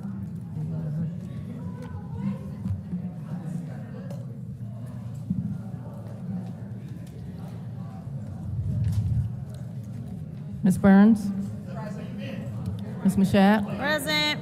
Mr. Pfeiffer? Present. Mr. Jarrett? Present. You have 8 members present. We have 8 members present. All right. I believe, did anyone have the floor? I didn't mark it. Okay. What was it? 1851. Okay. 1901 is what, okay, 1801, 1850 is, change it to 1901 so I don't have any arguments. Anyways, I did not mark who had the floor at the time of the recess. Did anyone have the floor? Jared had the floor. 'Cause he Pardon? Jared had the floor because he asked for the printed, and then I asked for the Okay. recess. Go ahead, Mr. Jarrett. Through you, Madam Chair, to the speaker. Yes, go ahead. Some clarity for the benefit of both my colleagues who didn't have the benefit of the conversation that we had during the recess, as well as the community. And looking at the slide that with the updated information, the district court, that $700,000 comes by way of a canceled contract to move forward? We had a contract with the district court to provide, it was roughly, I think it was $1.1 million that we provided for the last 10 years. That contract expires this year. We have one more payment to make on the contract, and when we prepared the budget, we didn't know if we're going to renew the contract or the city of Flint would just be like all the other cities in Gratiot County and we'd pay nothing. We decided that we'd pay nothing, and we benefit by the $700,000. That's our money now. We don't have to pay Okay, the court. so the contract not being renewed. The grants, that money comes by way of 2 approvals and letters that we have received. We have received 2 letters. Okay. One we just received today. The revised income tax is money that has already been collected. We've been collecting, it's in the bank. And is already reflected on the budget that we're looking at tonight. That's correct. Okay. The additional income tax of $500 is projected. That's projected. It's based on the numbers from the Department of Treasury from the state of Michigan. They know who lives in the city of Flint. that's paying the state of Michigan income tax, but are not paying the city of Flint its share of the income tax. And the state will actually be sending letters to the people that have not been paying their city income tax. Okay, and the capital, the last two are proposed. They're potential, yeah, they're proposed. They're not something that the administration is recommending, but if you want to make cuts, those would be the items that would cut. Okay, so let's talk about the capital. If I understand correctly, that references back. Turned your mic off. That references back to a document we received, I believe it was maybe last week, where there was a 500,000 expenditure reduction for police, 400,000 for fire, and 33,000 for city council. Is That's correct. Now, can you share again what that looks like? Where is For that? the police and fire, it'd be for the training center. That's something that the city administration would strongly recommend, and we'd like to see that. The 33,000 for the city council, I don't have any detail for that. The city council budget has typically had, I don't know, 25, 30,000 a year for capital items. You don't often spend it. If there's something that the city council needs, that's where it comes from. Okay, so did we have funding that came in for that site? It was something that was appropriated last year and the previous year, but I don't think you've spent any in the last couple of years, or at least not very much. Okay, and the 895,000. That'd be for 8 positions. So that's 8 positions that we are eliminating? There are 8 positions that we're actually recommending that we keep, but there are 8 positions that are vacant that if we needed to make additional cuts, that's what we'd recommend. But we do think all 8 positions are important and they are vital for the organization. Right. So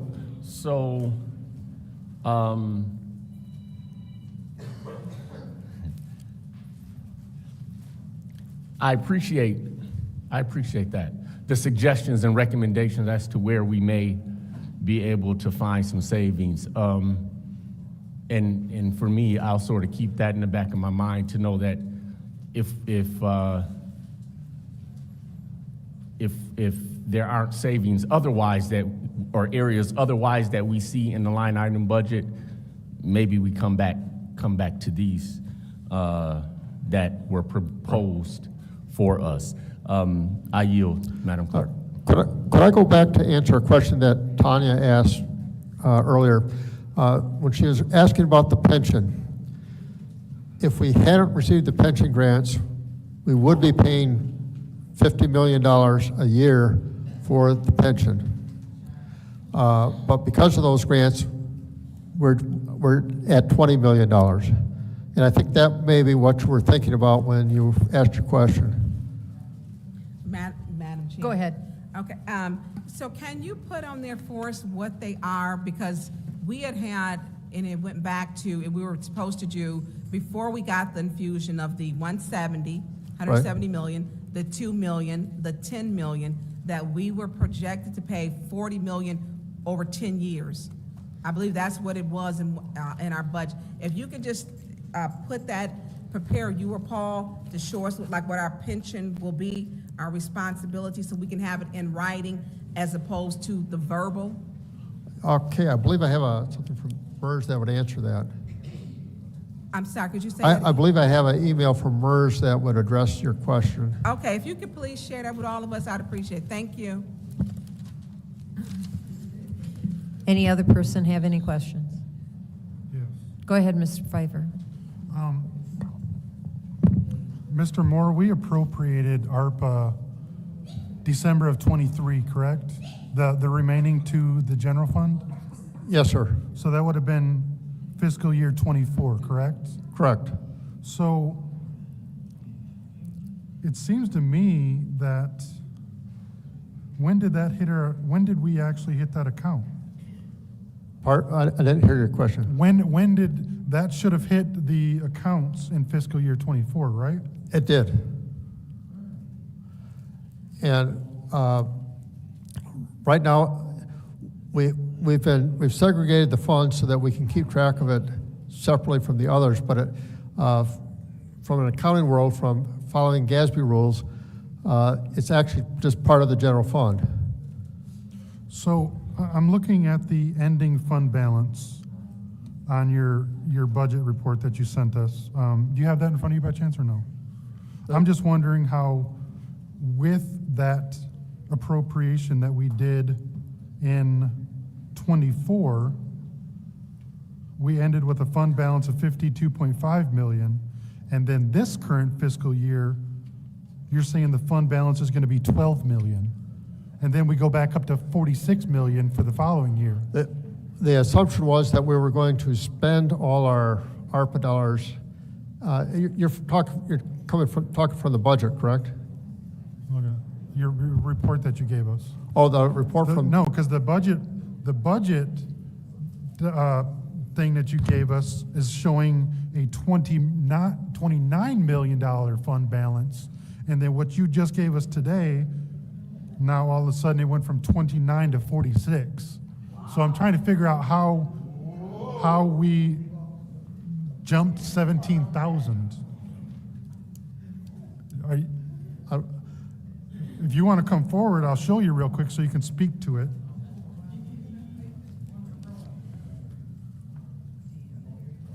What do you mean I can't trust those?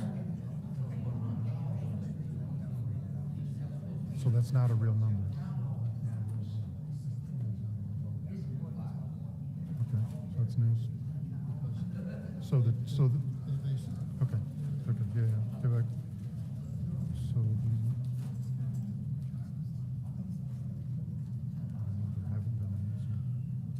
the number from that one report comes from our accounting system, and the fund balance calculation that they have is not right. I just want to clear this up. And so the ending fund balance on the report that you gave us today is inaccurate. We should go by what you're presented in the 29 million fund balance? Yes. Okay.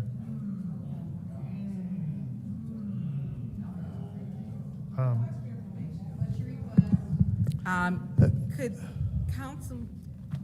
Councilman Fife, could you repeat that again? Because I did not hear you clear. So the end of the 101 fund on our report that we got today, it's showing a fund balance for the requested budget for the one that we're trying to adopt shows the ending fund balance of 46 million. But Mr. Moore is saying that that's an inaccurate number. It's not, it's taking numbers from the budget, it's not taking where we actually are today. And that's what you really need to look at for that, because otherwise you're going to be way off. So that the year that we're trying to adapt now says 46. The current year that we're in says 12. That's also inaccurate? You see what I'm talking about, Paul? Yeah, he's talking about the budget numbers that we put in for 2024. But we're actually here.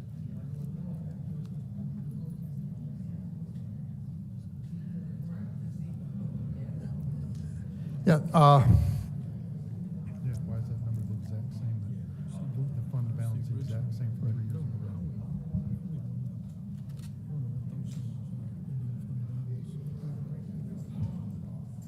Mr. Moore, can you?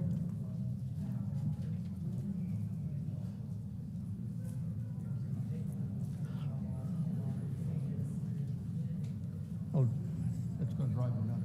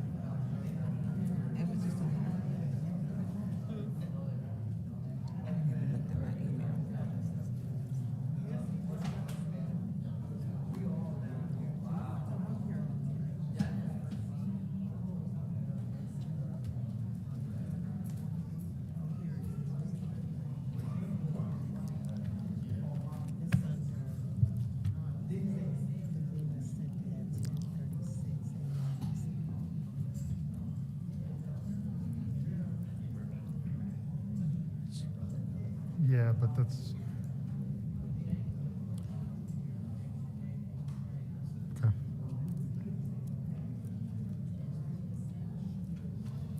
Madam Chair, I don't know if I'm coming or going, so I yield.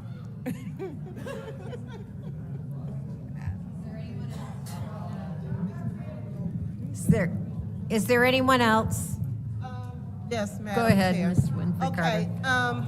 Madam Chair, through you to Mr. Moore. So, Mr. Moore, on Monday,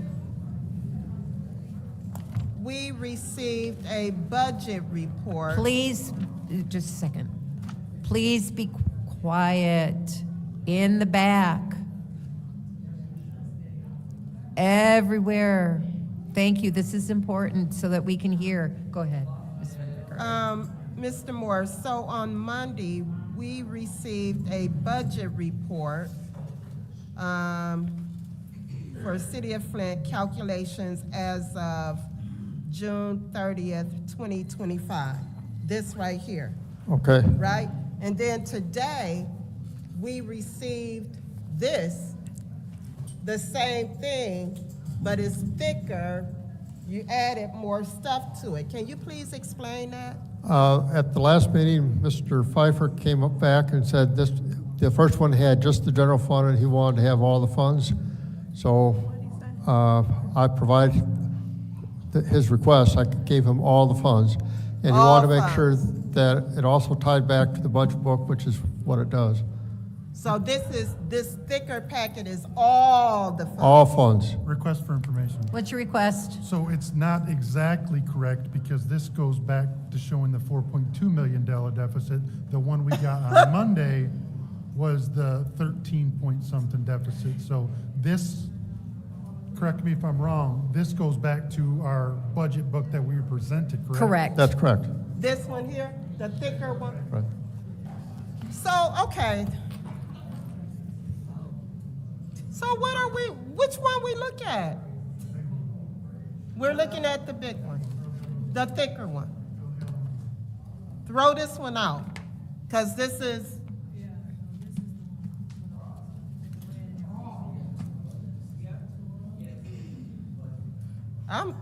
Okay. That's it for me right now. I'm just trying to understand this. Okay. Is there anyone else? I'm lost. Through the chair. Are you lost? Yes. Yes. Mr. Moore, can you just tell council which of the reports they should be looking at and what is the projected amount that you're proposing be taken from the general fund? Can we just start there? The one that, the thicker one is the one that I think the council should be using. That ties back to the budget book. And your second question was, what was your second question? What is the shortfall that council should be There's a working with? $4.2 million shortfall. It's a what? And Yeah, like I calculated earlier. So that's what we're we're closing the gap of 4.2 million. So what happened to the 13 point something We're million? we're gonna drop that resolution. Oh. We're gonna drop the resolution with the one with the 13 million on Oh, it was wrong. it. Right, so we're gonna drop that So resolution. how did we get it? How did we get it? How Yes. did we? So my understanding was that was showing ARPA dollars that we had already allocated, haven't fully spent yet. Correct. That expired this fiscal year, so instead of,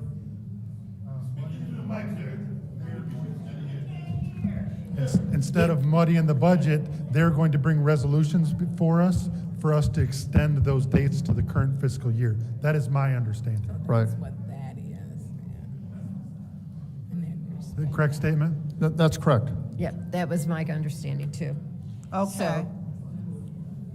So what's in the second resolution that we've got in our packet, that matches the budget book.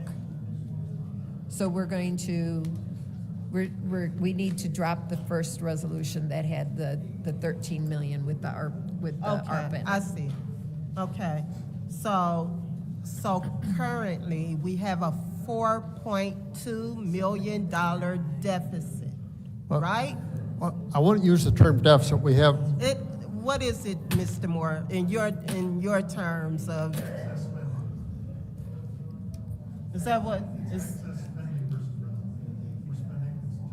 We're spending from the general fund. Oh, 4.2 million. Okay, the thing that you need to bear in mind is that so it's not a deficit. it's not a deficit. We have a fund balance, and we're going to be adding to the fund balance this year, and it's my belief that we're going to be adding to the fund balance next year. Okay. All right, I'll yield. Okay, anyone else? Anyone else? So I'm going to take some time then. So just to clarify, is that as accountants, we are to be conservative. Correct. So all of our budgeting is on the conservative side. We try to over budget for expenditures and under budget for revenues. That is typical accounting practice, and in auditing, that is what you learn to do. That's correct. You want everything to be conservative. So for 2025, because we have conservatively budgeted, we're going to gain fund balance as of the end of May. Instead of having spent 83% of our budget, we've spent 55 or 53% of our general fund expenditures, what we budgeted for. And yet we've received 77% of our income. Yes. So that's the end of our time. I'll make a motion to extend this time for 10 minutes. Is there support? Mr. Pfeiffer supported that motion. This is the vote.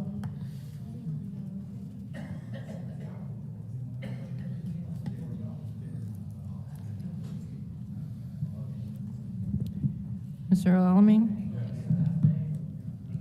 Dr. Lewis? Yes. Ms. Priestley? Yes. Ms. Winfrey Carter? Yes. Ms. Burns? Yes. Ms. Mashat? Yes. Mr. Pfeiffer? Yes. Mr. Jarrett? Yes. The vote is 8 yes, 0 no. The vote is 8 yes, 0 no, so I'm going to continue my time. So that takes care of 2025, where we're going to be gaining fund balance because we didn't expend we're not going to spend all of what we budgeted for. And a lot of it is in salary and wages, Yep. and pension's going to be about the same because those people have already retired. But it's the benefits and the contributions for the current employees. So in 2026, because of our change in the way we're going to be doing income tax, and I want to tell all those people out there in TurboTax land, TurboTax has never allowed you to file your Flint income tax. You have to mail it in. So those people tend not to mail those tax returns in. My clients who have worked outside of the city and lived inside the city never filed their city income tax until my program allowed me to file Flint taxes. I don't give them an option, I file it. So the state ran a test on 2022 data, and they figured that we would have collected $2.2 million more in our income tax. And they're going to, now, correct me if I'm wrong, Mr. Moore, They're going to do the same thing for tax year 2023 and 2024. That's correct. And are they going to be sending residents bills for those monies? Yes, they've. And that's next week. They're starting for the 2022 bills are going out starting next or Monday. So the additional, what was it in this presentation, $500,000, is that going to come from those monies? They'll come from or is that because we are collecting currently our extra? We're going to be collecting more income tax than what we budgeted. We'll be collecting more tax money from the people that haven't filed before for two reasons. One, they owe us money from the past, and second, they'll be receiving a W-9 to complete so that they will be having withholding currently for the 25 year and 26. Okay, so also, we know that there are employers inside the city who are not withholding income tax from those people who live in or out. Correct. So that's going to increase, and we're only adding to this budget, and we anticipate that'll be a lot more than $500,000. I believe it. I really do believe that. I think we're going to look more towards closer to the 2 million, 1.5 million. We I would talked think about so. that in our meeting yesterday. But conservatively, as accountants, Mr. Moore has came up with $500,000 extra. So that's where that comes in. And so I just want to make sure that people understand that some of these things, we didn't know that $2.2 million from 2022 until the middle of March. Well after this budget book came out. We didn't have a clue that it was that much money. And so I want the city to be successful, and I want our residents to have the services that we need to operate. I want to have police and fire. I want to have people to take your payments. I want people who for those people who haven't paid their water bill, we need people to go out and turn off their water. Even though people think that water is a human right, the city has to pay for that one way or the other. And so that's my feeling. So I hope I've cleared up some of the questions that may have still lingered on this form and on how accountants budget. So that, and the ARPA will be done, we will have new resolutions for the ARPA money that has not been spent, that need to be spent. Remember, all the ARPA money has to be spent by 2026, December 31st. So all of it has to be gone, or we turn it back in. What's your point? What's your request? We've already allocated to the general fund, so that's already allocated. That's a false statement, correct? There are. Excuse me, I can't see who's talking, but whoever it is, please allow Mr. Moore to answer. Go ahead. There are two parts to the ARPA. There's the ARPA dollars that we allocated when it was ARPA, and that has to be spent by December 26th. Correct. I'm talking about the 40 million in the general fund. The 40 million in the general fund is general fund dollars, and from the federal's perspective, It's already that's spent. been It's spent. already spent, yes. And I was talking about the allocation amount. Because like the money how much have we been billed by the land bank? Do you know off the top of your head? Oh, it's been a while. It wasn't much. No. It wasn't much, so, and I know it was well below the 16 million that we allocated, and that all has to be spent by next December, and the land bank is fully aware. All right, does anybody have any other questions before we close out this time? Okay, I'm closing out our special order, and now I'm gonna go to the consent agenda. And there's a complete separation of, for the consent agenda. I'll entertain a motion. Yes.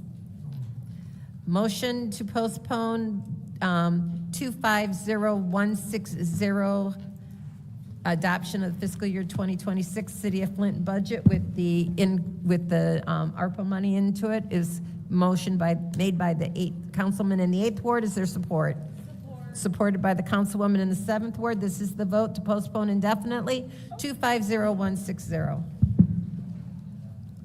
Dr. Lewis? Yes. Ms. Priestley? Yes. Ms. Winfrey Carter? Yes. Ms. Burns? Yes. Ms. Mashat? Yes. Mr. Pfeiffer? Yes. Mr. Jarrett? Yes. Excuse me, Mr. Alamin? Yes. The vote is 8 yes, 0 no. The vote is 8 yes, 0 no. That is gone. Our next resolution is 250196. I'll entertain a motion. And this is the adoption of the master budget resolution, fiscal year 2026 City of Flint budget. Madam Chair. Yes. I make a motion to adopt the There's a motion on the floor from the councilwoman in the 7th ward to approve the 250196. Is there support? Support. It's been supported by the councilman in the 1st ward. Point of order. Discussion. Point of order. Can you clarify how, or the clerk clarify how we're going to do our rounds versus amendments? Like, can we all get on the same page on that? I can clarify because I was supposed to put it on the agenda, and it was to start with 4 rounds of 5 minutes each, and that was just to start. That, Separate from your normal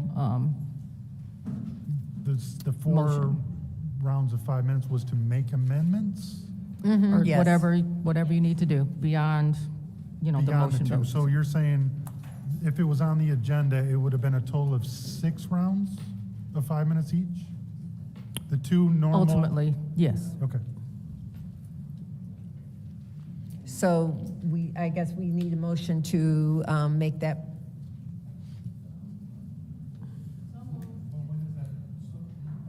What's your request? But when does the 4 rounds start? Like we go through our first 2 rounds and then that, or how does? We go through 2 rounds of discussion and then go to the amendment, 4 rounds? Or you can amend it. If you want to make a different motion, that's fine. No, I'm just trying to make sure that Yeah. there's no confusion, so. So I think the motion So we really don't want to make amendments during our first 4 rounds, or our first 2 rounds, because we lose that time then, right? unless you want to add more time to the end. We can always add more rounds. Madam Chair. What? Yes. So what Councilman Pfeiffer is trying to ascertain is when he should be trying to make amendments. We can make amendments at any point in time. So it doesn't matter if you do it in the original rounds or if you do it once the 4 rounds kick in, because only thing that's gonna happen here is we do our normal discussion of the 5 minutes and then the 3 minutes, and then after those 2 rounds are up, we go straight into this 4 rounds of 5 minutes. And every time you make an amendment, we have the 2 round. Yeah, but you can make an amendment at any time. No, I understand that, but I want to use my 2 rounds of 5 minutes or whatever else to ask questions. Right. Okay. You can use all of your rounds however you like. So if you want to use your 2 rounds to ask questions and your last 4 to make amendments, you can do that. Or if you want to do amendment, question, you can do that. Yep. Yeah. Okay, so there's a motion on the floor to add 4 rounds of 5 minutes each.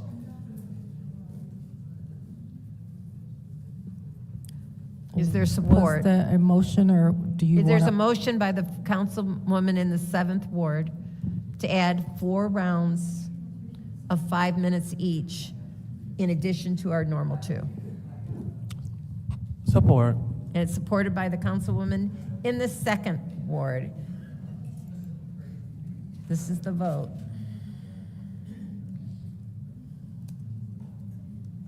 Ms. Priestley? Yes. Ms. Winfrey Carter? Yes. Ms. Burns? Yes. Ms. Mashat? Yes. Mr. Pfeiffer? Yes.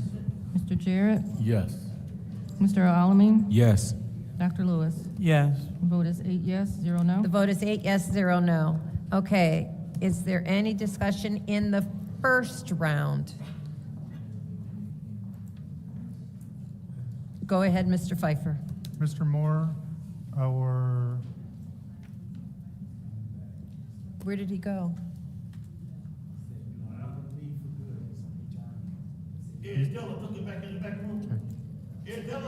RL. Yeah, pause his time, please. Go set it, we'll set his time back to 5 minutes because we're waiting for Mr. Moore. Mr. Moore. He might have had it.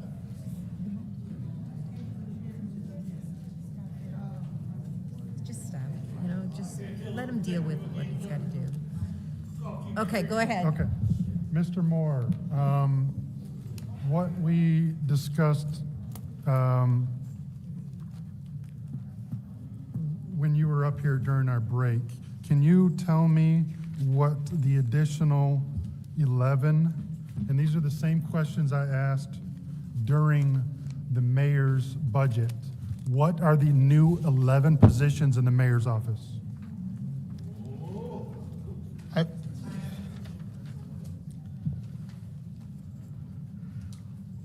Yes, I can.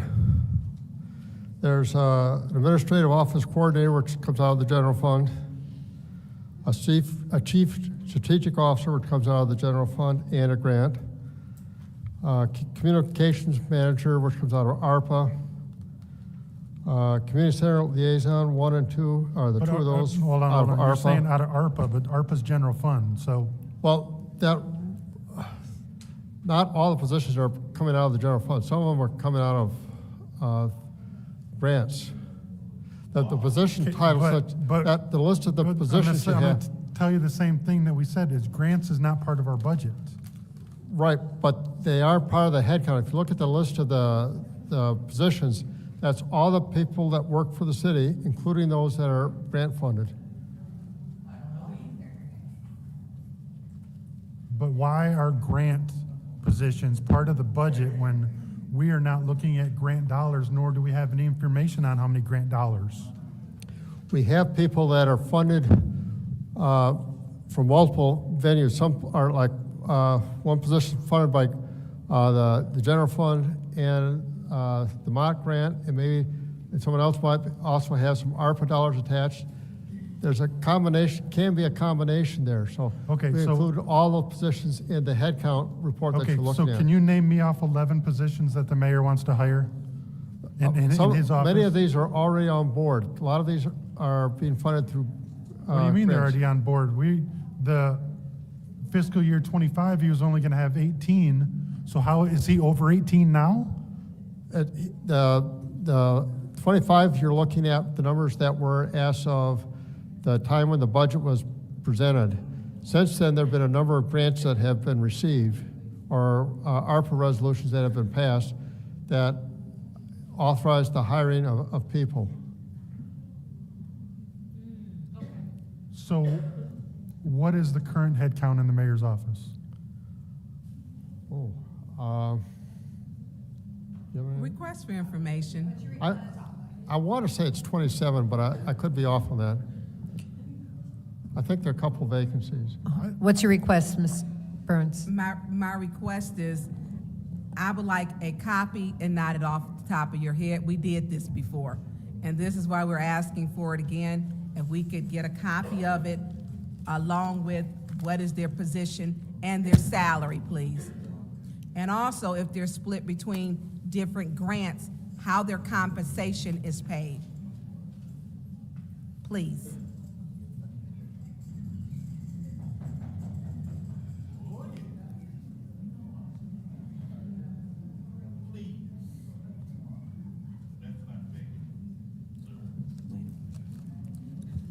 So it's 27 in his office. Mr. Moore, can you tell me what the additional $65,000 in the mayor's office for professional services is for? Not off the top of my head, no.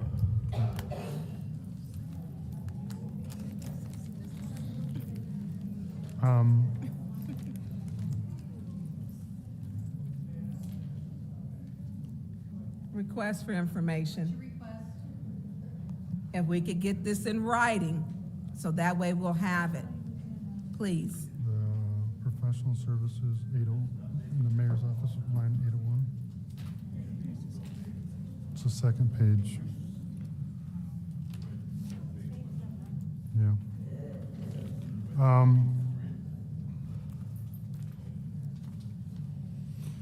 Mr. Moore, I'm just going to be honest with you. I'm like, if you can't, there's nobody here to answer these questions, how? Because all of these questions were asked during the mayor's budget proposal, and you said you were going to get back to us, and we never got any information. So I'm not mad at you because you weren't the only one there, but who is currently paid under professional services in the mayor's office? Do you know that? I can get a report for that pretty easily. Okay. What did he say? Okay. I'm going to yield my last 1 minute because I don't want Request for information. What's your request? Through you, Madam Chair, to the speaker, can you clarify with Mr. Pfeiffer, I'm sorry, can you clarify exactly what information he's going to be getting back with us on? He's going to, so what? Can you have him share? Yeah. So far, what has been asked to you in this round is the mayor's office, how they're funded, meaning each a name and title, and then how they're funded, whether it's general fund or grants that is currently in the mayor's office, and then the same for the professional services line. Who is paid under professional services, and then what is the additional professional service request of approximately $65,000 in the mayor's office?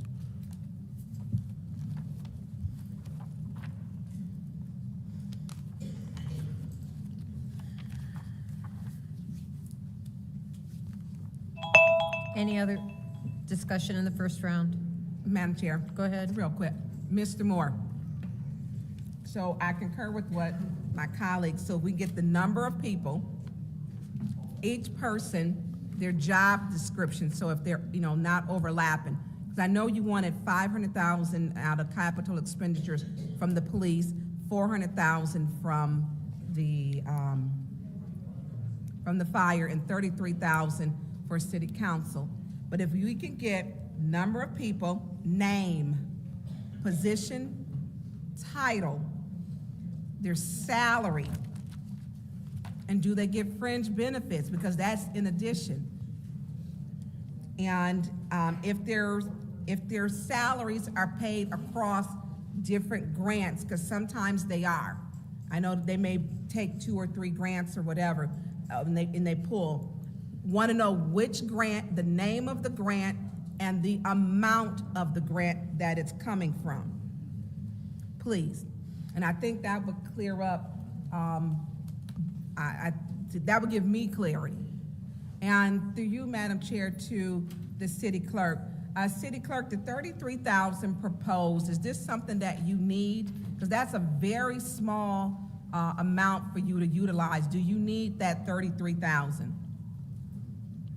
Because I don't think we had any cuts for the mayor's office, but they chopped your look 33,000. Correct. That, it was asked what I would use it for, and we would use it to finish the section of the council office where the staff is currently located, to create individual office spaces. So it's to upgrade to where they are in they're technically in a hallway. Yes. They're technically in a hallway. And so I'm not taking that 33,000 off, because that's very little. And I'm not doing that. And we have started the process of the 500,000 and the 400,000 for the police fire safety. We've vacated streets. We've did a lot of different things for that, and just to abandon that project, is this temporary abandonment? We're very supportive of the projects, of the capital I didn't projects. understand anything you said. We're very supportive of the capital projects. Okay, well, you gave a total of 900,000 for Right. police and fire. Right. But But, I mean, we're gonna need that. I mean, that project is where our officers will not go to Shiawassee County to get certified to shoot. It'll be a state-of-the-art facility for police and fire to where they can stay within the city, which means they'll be on call if they have to go get certified, and it will also bring in revenue. So I don't think these were the best cuts. I do not. Because how do we start a project, then we just say, hey, we're gonna stop it. And one thing we got right now, a whole lot of fires and gun shooting every night. Every night. And I don't know if you live in Flint, but I do. And I hear it every night. So also, the 700,000 you said with the courts, what were we doing in the courts with the 10-year what was that contract for 700,000? Through the chair. May I answer? Yes. Okay, so that was a memorandum of understanding that came through the emergency manager, where the city had to pay $1 million for helping with the cost of the district courts being merged. So that was a 10-year agreement. It expires in September of this year, which we will no longer have to pay the full amount of $1 million, but we owe one last payment. So that's where that came from. Okay, so what is the one last payment? An estimate roundabout? I left 300,000 for the last payment. It'd probably be a little bit less than that, but there may be some other costs that I'm not anticipating, so. So you're estimated to be around 300,000 or Right. less, and it's already in our budget. Correct. Okay. If you could please get those, what I requested, the number of Sure. people, position, title, salary, job description, fringe benefits, and what grants, where are they being paid from? Actually, just send us the personal service contracts. I like read. Thank you.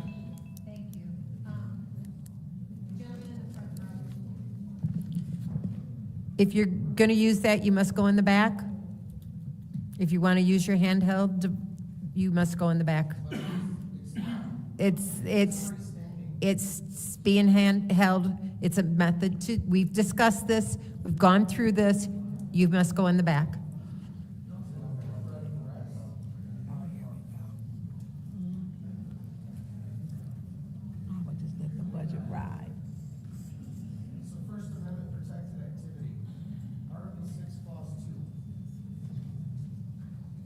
You must go in the back, or you must leave. What if it was attached to a camera?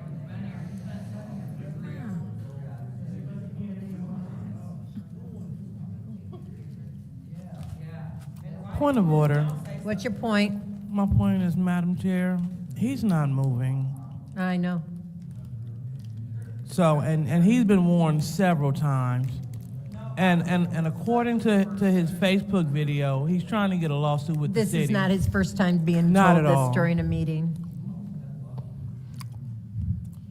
And this was a resolution passed by council, so you must follow our rules. Please go to the back.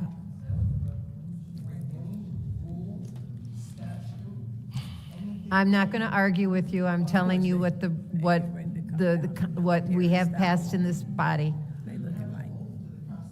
I'm not going to argue with you. You must go into the back.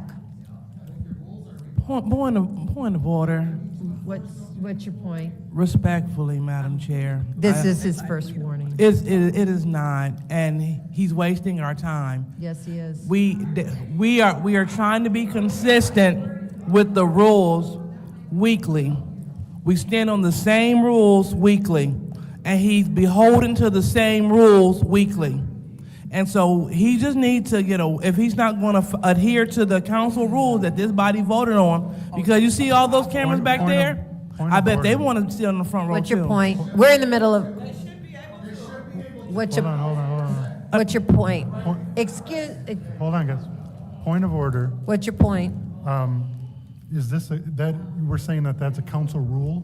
No, it's a resolution that was passed by But council. it's a rule. It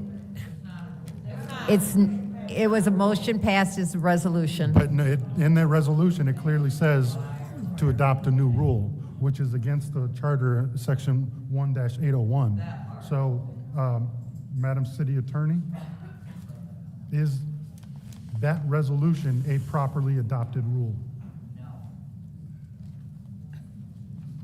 Let me review the resolution, because it also, excuse me, Hold on, guys, hey, hold on.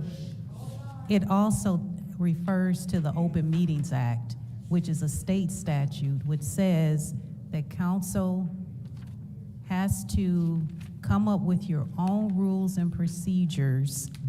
But we have to come up with them in compliance with the charter, which says all rulemaking has to have a hearing in per section 1-801, right? Right, that is correct, but let me see what exactly your resolution says that council passed in relation to what your court rules say. Okay. So, let me look at that. I believe Willie was here when it was done. What was your request? Can we just finish while the attorney is doing this? Because this is a lot, you know, and the purpose is the budget. You know, can we just finish while she's doing that? Point of order. What's your point? Thank you. That's all right. So focused on the wrong stuff. Any other discussion in the first round? Dennis, what section was that? 1-801? Madam Chair. Yes, Mr. Chair, sorry. All right.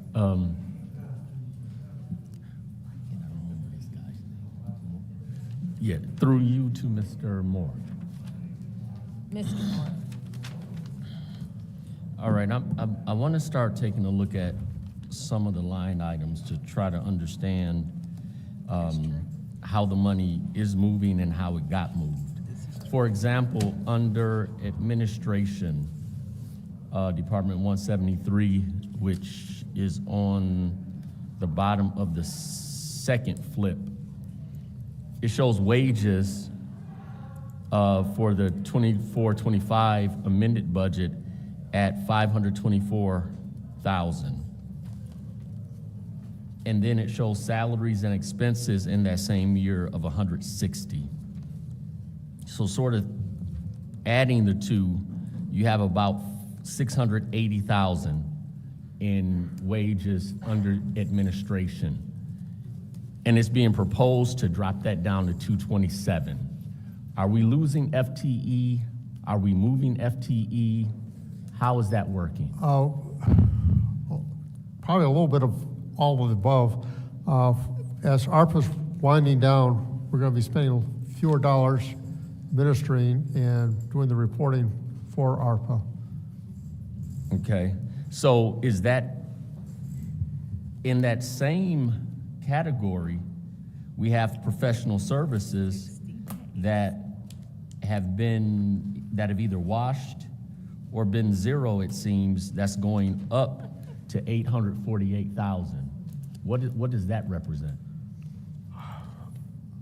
Which page are?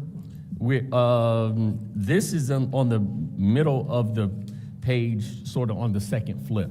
So, General Ledger 101-173.000-801.000, professional services.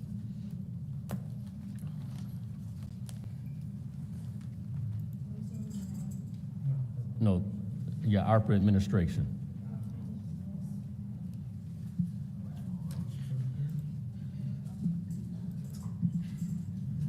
Are you there? Are you following me? No, I'm not. Just a second.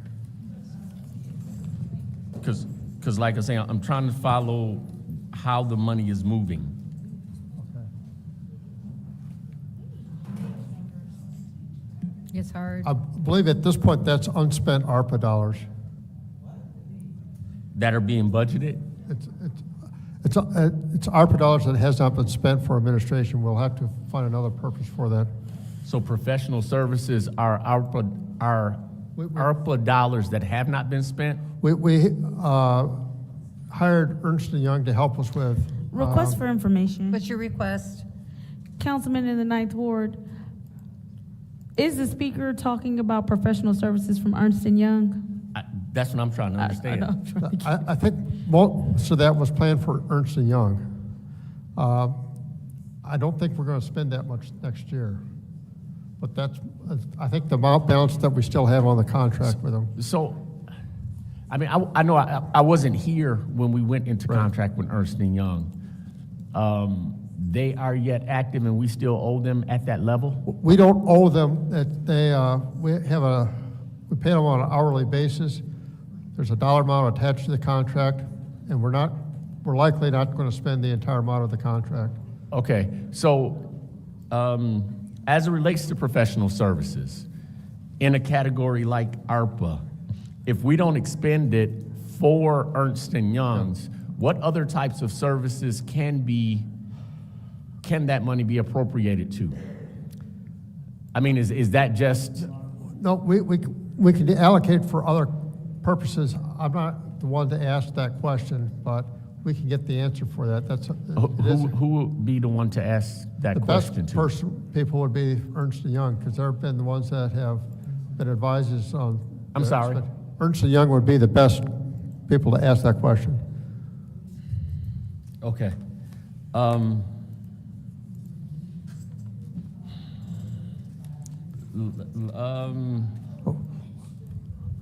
I can contact them tomorrow about that.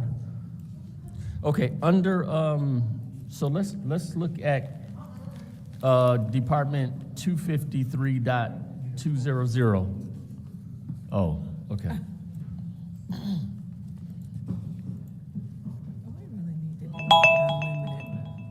Okay. Any other discussion in the first round? Any other discussion in the first round? Any other discussion in the first round? Go ahead, Ms. Schatt. Thank you. Mr. Moore, I'm just looking at the council budget here, and I have to get back to the page.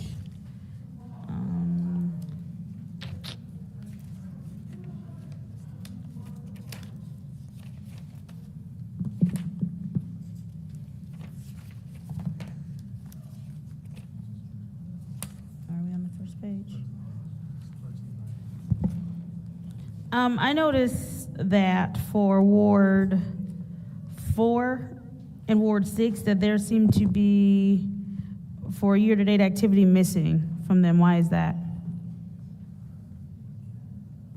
Point of information. Oh, go ahead. You don't have to. You're I guess I sharing. don't have to. Yeah. That's the ARPA.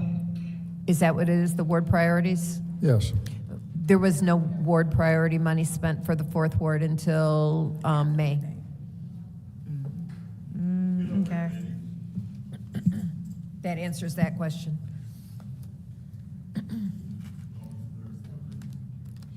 It is, for the 4th ward, it's 1010101.204801.0000. It's on the back of the first page. Page numbers would make life much easier. I am going to say that I'm trying to get Arnold to spend some of that money. Here, So. there's nothing there for 4th or 6th ward.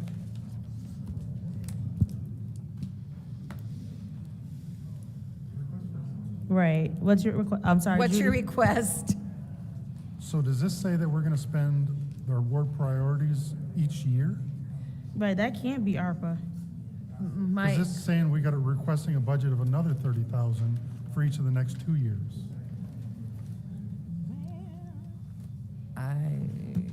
Right? And then it says for some people, it says that there's going down to 20 and somebody's staying at 29. Do you see that? I think because it's unspent that it's still sitting out there, and then as it's spent, then that, because we're talking about just But if you're saying this is for ARPA, 2020, but it's been, that's how they're tracking it, is by this Ward 1, Ward 2, Ward 3. But I get what you're saying, but that's not accurate because the third ward definitely spent their ARPA money. I spent my money, as far as I know. Exactly. So I'm not understanding. So I guess the expenses aren't, do you know where the expenses are for those? Or is that a question for Shay? Shay can answer better than I. Most of them have not been actually spent yet. Okay, I know mine hasn't. And has the money, do you know if the money has So been I'm given? sorry. I'm sorry. Thank you. So when you say it hasn't been spent yet, are you saying we've allocated it, but the people have not received their funds? Or are you saying that they have not turned in the invoice for those funds? All I know is that we haven't written the check yet. Request for information. What's your request? Through you, that the speaker know, in my ward, there are issues, they had to reduce some of the funds because of the categories. So my fund, they're allocated, but they have not been issued. Every bit of my 30,000 That's correct. has been allocated Right. to good use. That's, when I talk about reappropriate ARPA, that's the type of thing that I'm talking about, because we're assuming that people want to spend those dollars. I guess so. I don't understand. Now I got a question about ARPA.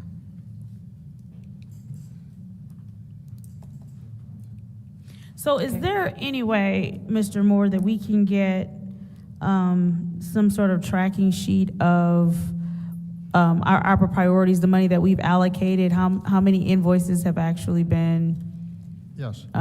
submitted? Because it is important that we keep track of the work that's happening, and this is slightly confusing. I think I'm understanding what's happening here.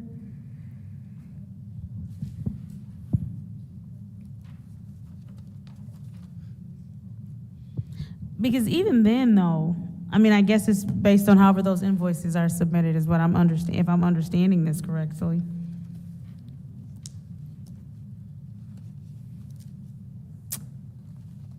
All right, I yield. Okay, anyone else in the first ward? In the first ward. Anyone else in the first round? Anyone else in the first round? See none. Anybody in the second round? Yeah, Madam Chair. Go ahead, Mr. So, Pfeiffer. Mr. Moore, on this ARPA funds, so if we look to the 24-25 activity, that's what you've allocated? Yeah. Or that's what you've spent? For the year-to-date column would be what we've spent. The year-to-date, that's, so in my ward particular, we allocated 30,000. Are you saying that they've only been paid 6,000? Yes. Okay, so wouldn't the requested budget for 25-26 be the delta from 30,000 to 6? So wouldn't that be 24,000? And then why is that the full amount? That's likely to be a timing issue because. Say what? That's likely to be a timing issue because we had to prepare our estimate before some of the checks were written. The checks were, money has been spent after. Well, obviously had to adjust that downward. So how is Ward 6? They don't look like they've spent anything, but we're not allocating anything in the budget for it to be spent in the upcoming year. Why is the requested budget for 25 and 26 blank for Ward 6? Shouldn't those be 30,000 each if we haven't? I'd have to check to see how they've spent it. Well, what do you mean? It doesn't say that you've allocated any money yet, or you haven't wrote them a check yet according to the year-to-date activity. It's blank.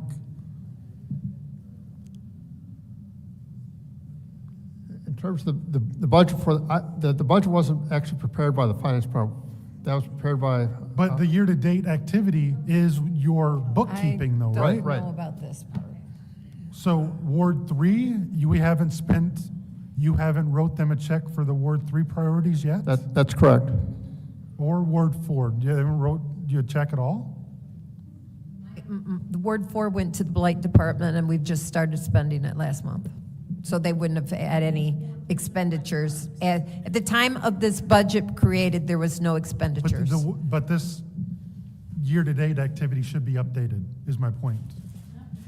It's not going to be. It depends on when the checks are written. So if we've just received the check, it may not have been entered into the system yet. Okay. So can you figure out why, and there should be Ward 9. Ward 9 hasn't spent anything, so where's Ward 9's not even on here, so where's the allocation for his ward priorities to carry over from year to year?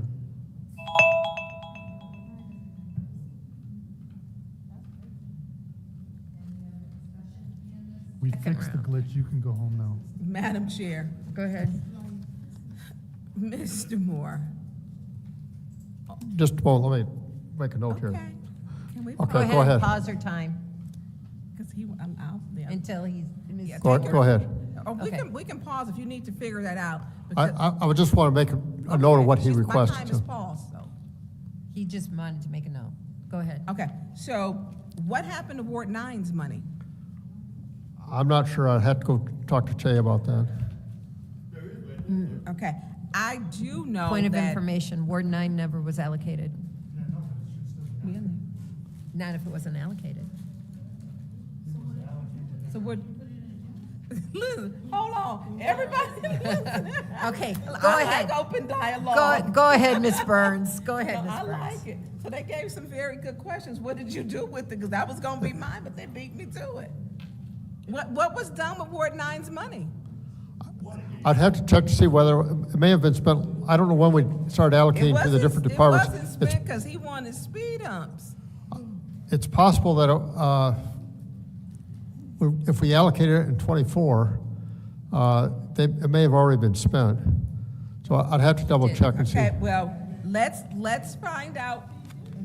He did not spend it because he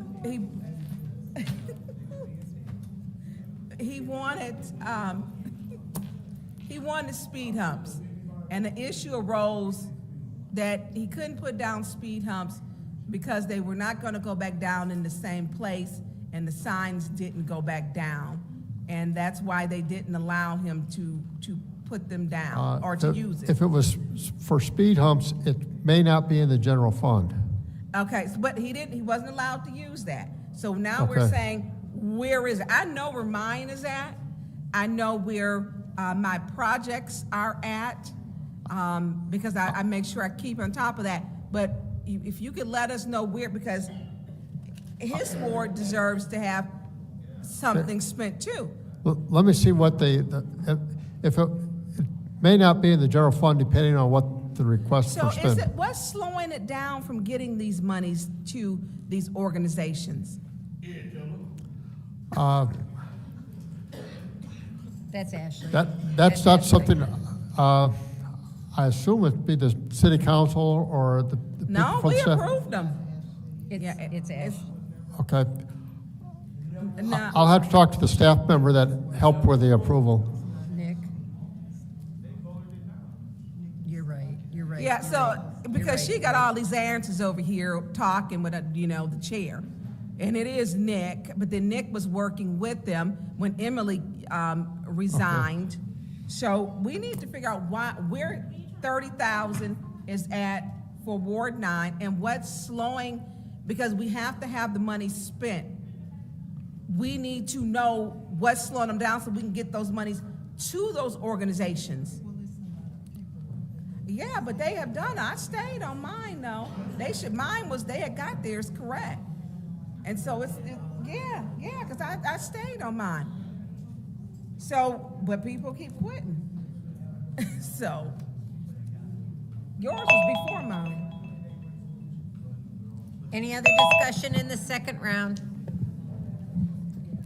Any other discussion in the Madam second Chair. round? Go ahead, Mr. Jarrett. All right, thank you. Mr. Moore, I'm having, so looking at Department 253.2 200, customer service, treasury operations. There is some increase in the wages there. And again, I'm understanding that we're adding together the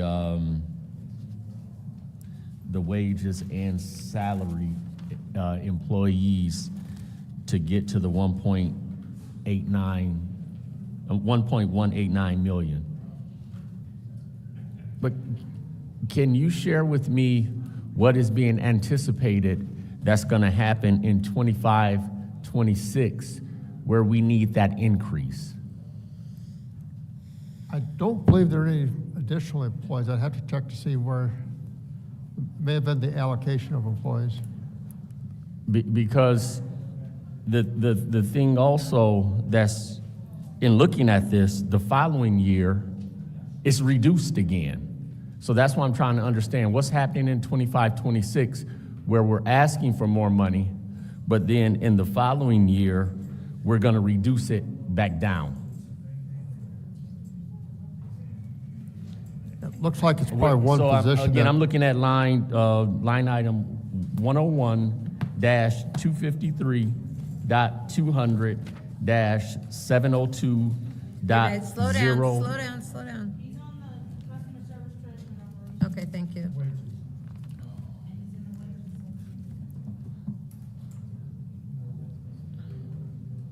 So again, I'm trying to understand why almost a 20% increase in 1 year for the next year to decrease it by that same amount.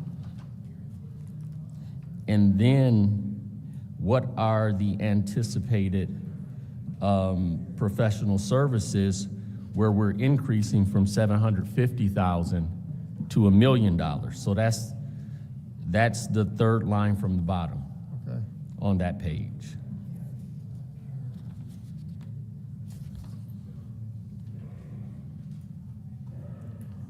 Because that's, if we're looking again at how we might be able to get some of that 4 million down, this is almost a tenth of that 4 million right there.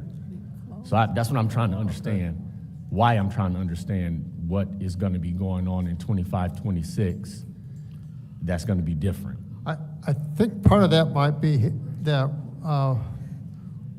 we may have two service charges for the income tax initially. We'll have the existing contractor, and we'll also have the state of Michigan. What did he say?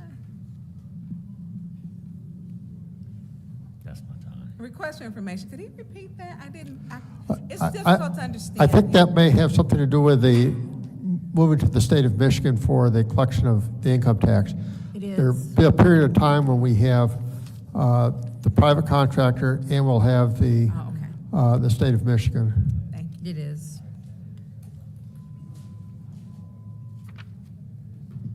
And I think the contract was $1 million. Right.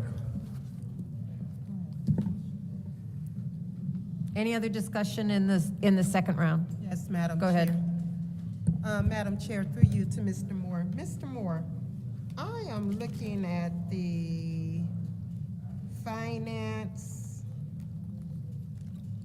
administration, accounting, payroll, all of that. I'm looking at the wages. Can you give us an account number? And I'm gonna give you the account number, 101-191.100-702.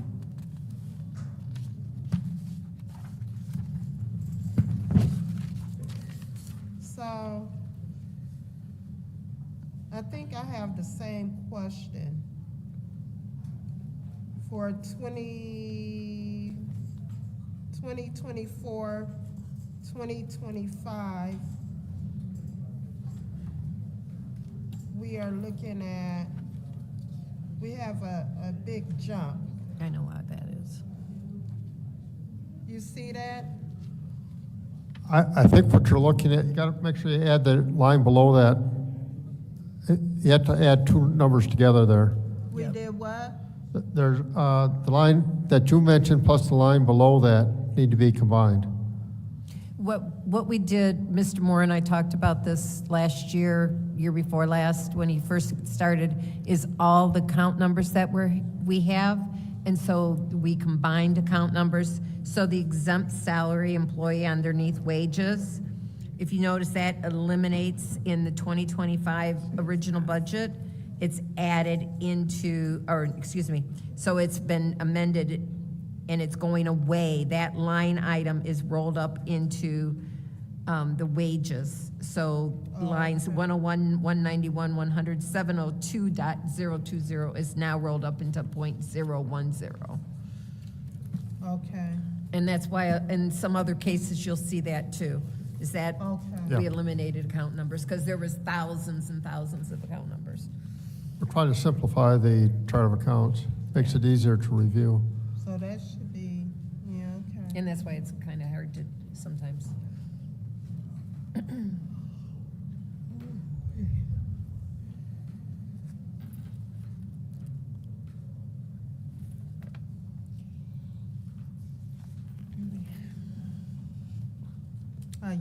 Any other discussion in the second round? Okay. Any discussion in the third round? This is a 5-minute round. Yep.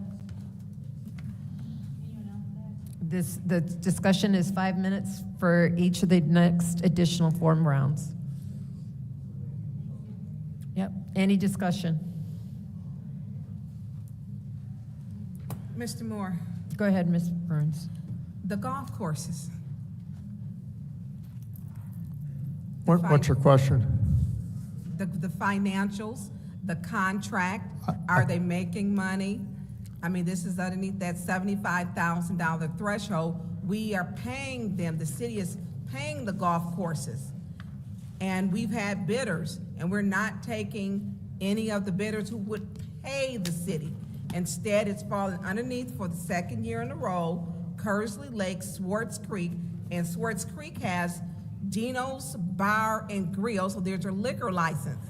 And I've asked you for the financials. I believe those were sent to the council. They emailed them?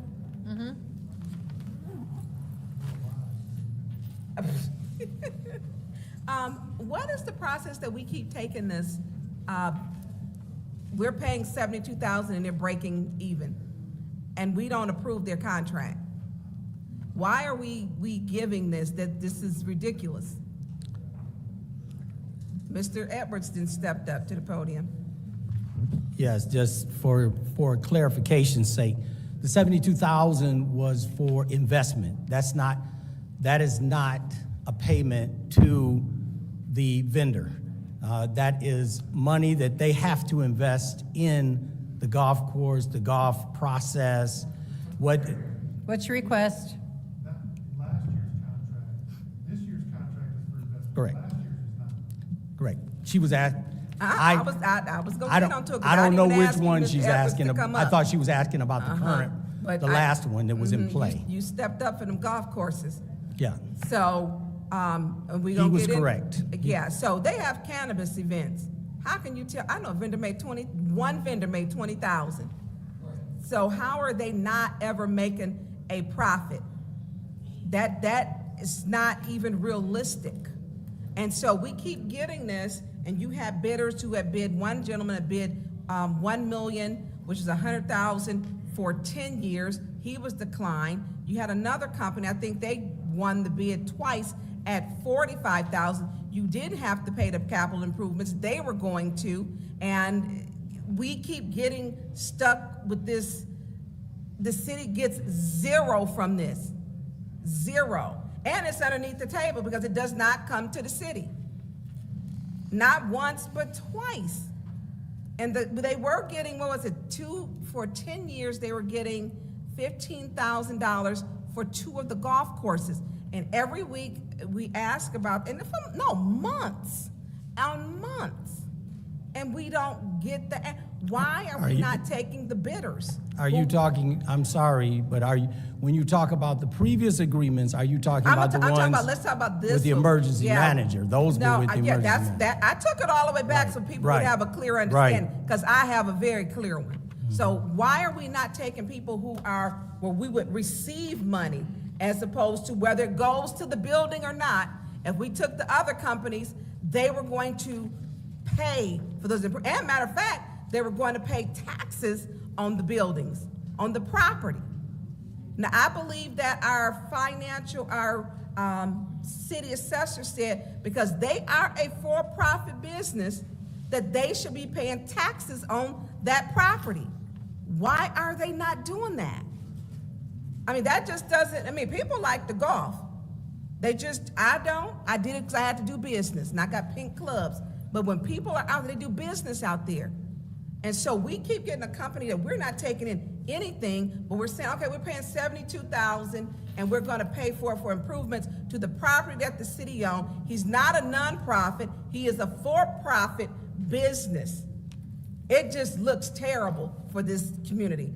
And the bidders, they email us, they talk to us. The why can't we, Davies Golf, the other gentleman who had it, the other one, and it's not making sense. And something about that golf course, it doesn't look right. Why is this not coming to council with the bidders? We never get it. It's never brought before us. I think well, to the best of my knowledge, the issue was that the fact that residents in and around that area did not want to see a gap in terms of that particular, those particular courses being closed or being suspended because we could not come to terms with anybody actually managing it except the previous person that was already managing it. So we did get inquiries. That's my time. Oh, sorry. Okay. Yeah. Any other discussion in the third round? Madam Chair. Go ahead. Through you to the speakers. On the Department 171, the mayor's office, looking at the wages again, understanding we're adding 2 line items, the 101-171-000-670.100, and then the next line item down, which is wages. Those 2 line items for 24-25 come to about $464,000. I'm going to ask sort of the same question that I asked previously. What is happening in 25, 26? I think you need to add more line items for this particular one. We consolidated more account numbers. Need to add more account numbers to that because we added more than just 2 for that one. So what other line items we need to add?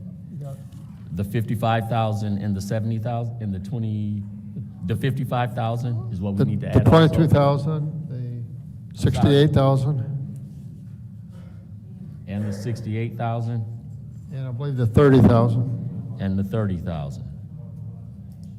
Okay. So my question is, even still, what's happening in 25, 26 that requires increase, where in 26, 27, people are losing pay or losing jobs? Why are we going up, and then we're coming back down the following year? I don't think people pay that much attention to the 27 numbers. I don't think the 27 numbers are accurate.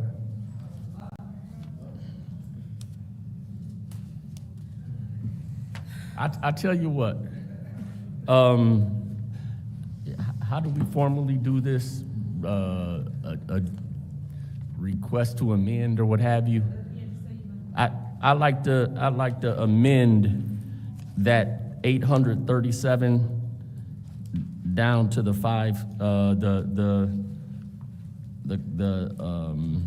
What Now, account? I'll come back, so that I have the numbers right. Tell me again, Mr. Moore, which numbers are you adding together totally for?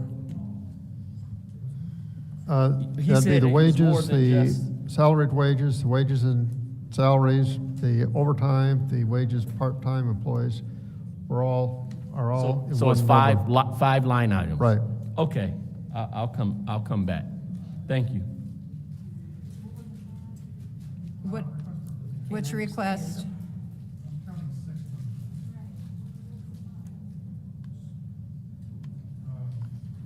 Wages, salary, exempt. Salaries appointees. Overtime, part-time, and then sick vacation through the six.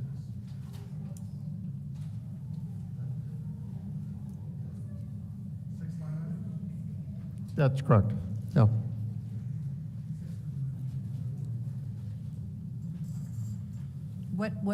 What is the account numbers? It's from 702.10 all the way down to 705.0. I'm sorry, I couldn't hear you. I was telling her that the line items were from 702.010 all the way down to 705.000. That's correct.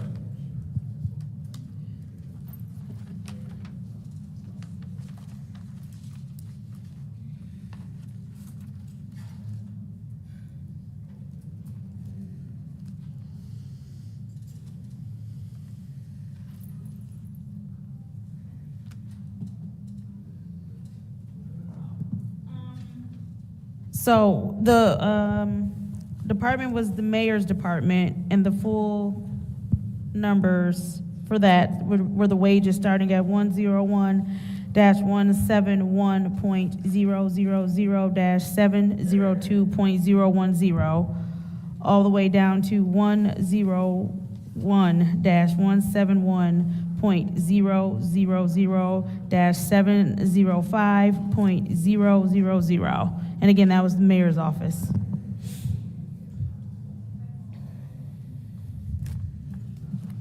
Did everybody get that?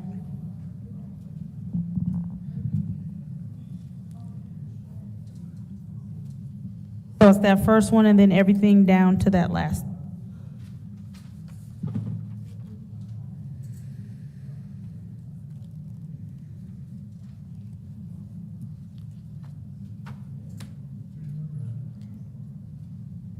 I don't know why the time's not going.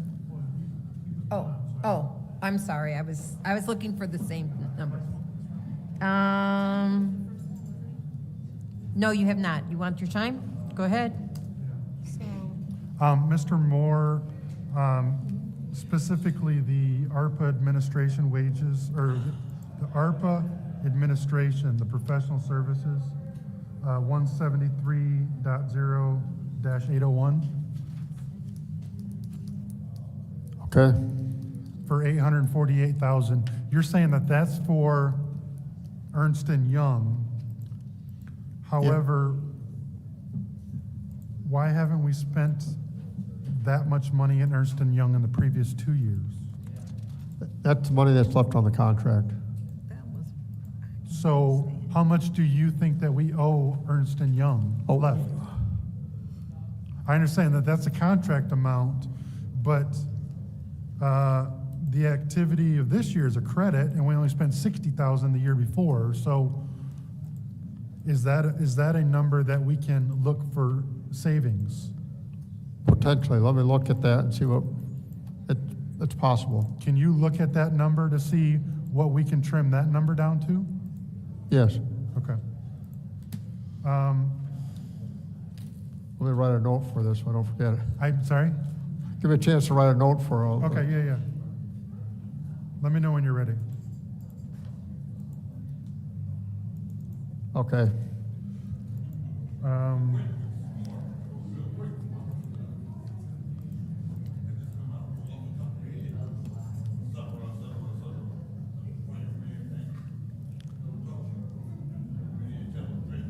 So back to what Mr.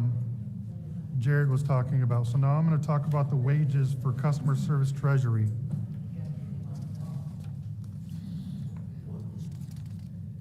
Um, 253.200.702.010. Slow down, Dennis, please. Wages.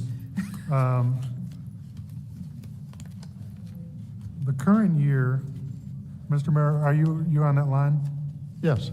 So the current year, we've only spent 624,000. Why do we need to allocate almost 1.2? I assume there were some vacancies with that. Oh, crap, where's that? So, We have a fair bit of turnover in some of those positions. but if you have vacancies, the original budget for this year was only 863,000. So if you have vacancies, I get that, that's the $200,000 savings, but if we can't fill those seats, why did we need to bump the wages from 846 to almost 1.2? If we can't fill the vacancies for 846,000, why did we need to escalate the budget to 1.2? I'll have to talk to Amanda tomorrow about that. Okay, can you write that down as well? Yep.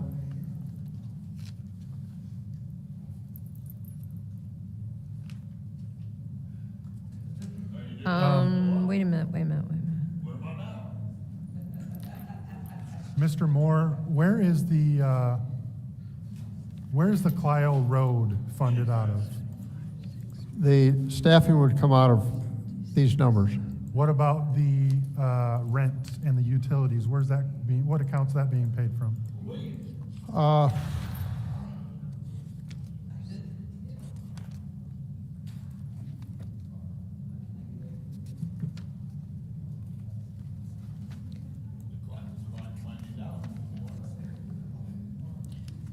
Mr. Pfeiffer, I think there's a confusion over this activity year-to-date.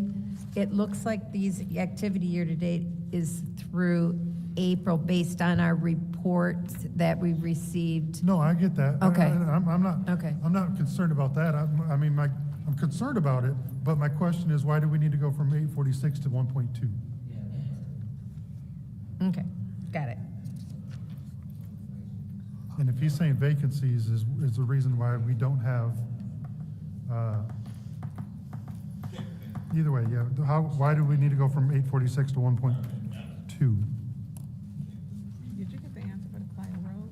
No, Mr. Moore's looking that up. It might be better if I'm not going to find it real fast, but I can get that to you tomorrow. Okay. I know that that's an easy one to Write that down answer. as another note. Any other discussion in the third round?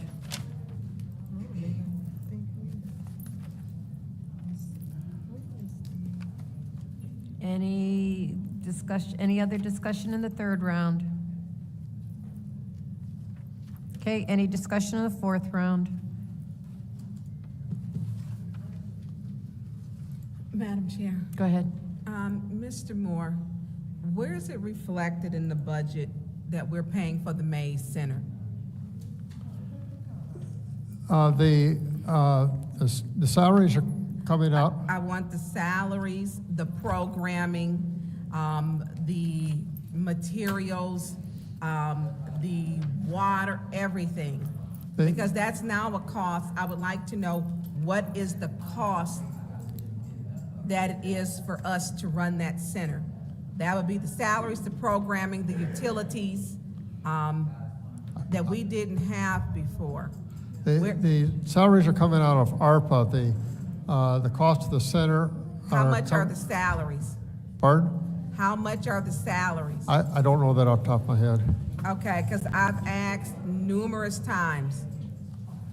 Could you please get us that if you could make a note?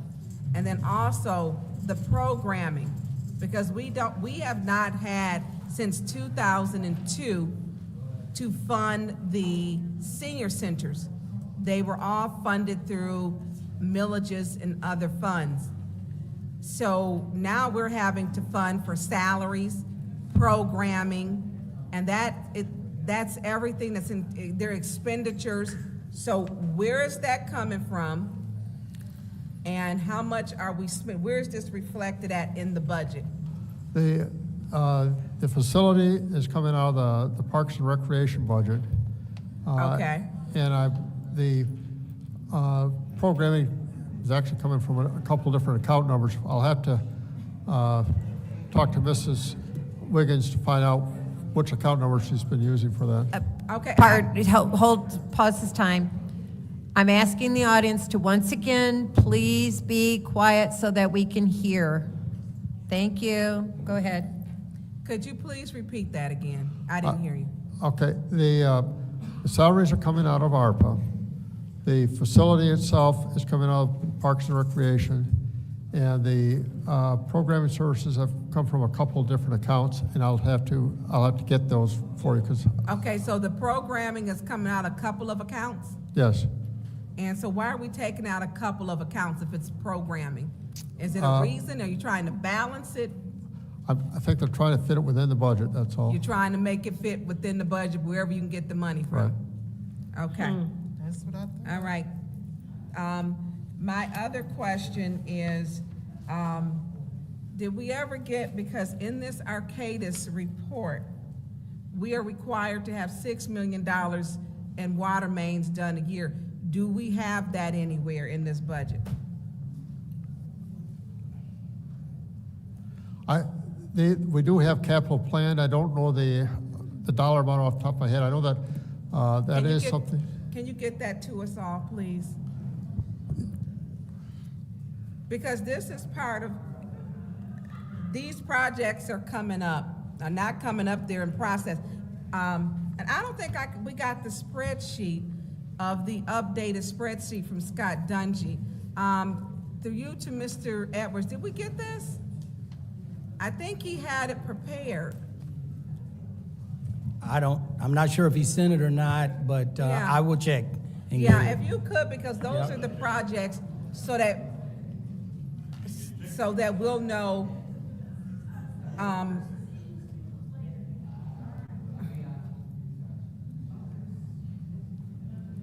so that we will know where it's at. If we could get that, I would appreciate it.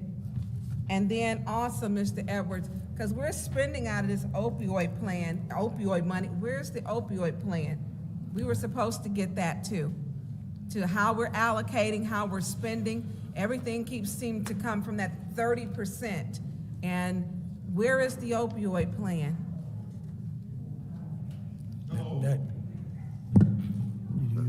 There is a budget for the opioid dollars. I don't think there's a plan that. Well, during budget hearings, I did speak with Chief, and he stated he had one. Is he here?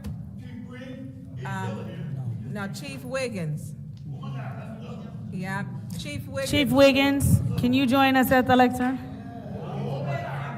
So, You got 17 seconds left. RL. so Chief Wiggins, do you have the opioid plan? I know with the ambulance that you're getting a lot of those. Do we have the opioid plan, or is it being Can you worked repeat on? your question? Her Do we time have is the up. opioid plan? Do we? Do you? Her time is up. Our plan, our opioid plan is the Flint ambulance. Every time someone gets sick with opiate, I'm there at their doorsteps. That's my plan. And then I take them to the hospital. I give them Narcan. We call for the paramedics if they can't make it. But we take them to the hospital. We have 2 ambulances that we run 24 hours, 7 days a week. Whenever we get an opioid situation, we send them. That's our plan. Do you have it written, sir? I have Do you it have anything verbal. for intervention? I have it verbal, Okay. and I will have it written, just what I said. We go out to there 24 hours a day, 7 days a week. Yep, and thank you for that. But do we have anything that it includes intervention, prevention, care? Do we have that? I've been asking. Intervention is not my job. My job is to respond. When the 911 operator calls me, I respond immediately within 5 to 7 minutes. Chief, I'm not arguing with you. I understand what your part is a response. But in the opioid plan, it's not just yours, it's also social services. There's other areas. So when I asked before, we have opioid money coming here and everything keeps getting siphoned off. We need an opioid plan. I go to the mayor. I'm sorry, who's asking me this question Okay, now? I need, Am I no answering problem. the audience? I need you all to stop yelling out. No problem. Stop yelling out. And my time is up, so I'd have to wait. Thank you. Go ahead and answer that question. Again, what was that question? The opioid plan, is there something that we're working on? We should have one by now because we're receiving that money.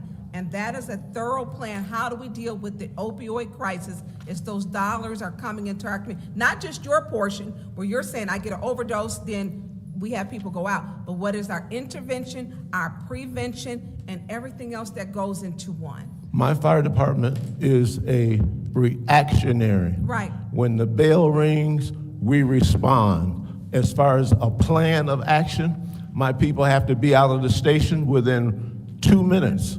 And they get to the scene within 7 minutes to administer Narcan, to give them oxygen, and to ship them to the hospital as fast as possible. That's the only plan I got. I got it. And Save lives. And it should be more, and that's not on your, it should be more of a thorough plan is what that's what I've been looking for. Now, maybe I need to, when we talk about, an opioid plan, you're dealing with the issues that cause it. And maybe it needs to be working with the navigators or with Miss Shelley Sparks' Green Department. But I get yours, but it's other parts too that we should have an entire plan. So that you don't have to have so many people you got to go give oxygen and Narcan to. I give my request to the mayor, and he gives me an ambulance. He's purchased 3 ambulances at $250,000 per ambulance with opioid funds. We also got strikers. Those are pumpers that if that person's not breathing, it pumps them immediately. That's what our plan is. Our plan is to save lives. And I get it, but I don't think you're getting me. And so when I'm saying, when we talk about drug abuse, intervention and prevention has a lot more entail. That's not in my purview. Right. All right, so thank you. That is time, because I think y'all are going back and forth with the same points. Is there anyone else who would like to take time? So far, this is round 4. Only person that has spoken in this round is Councilwoman Burns. Is there anyone else?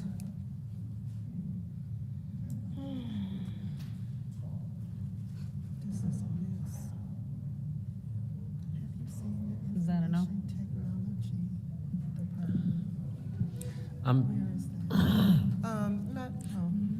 Go ahead. Go ahead. You have the floor. Through you to Mr. Moore. Mr. Moore, what is the number for the information technology department?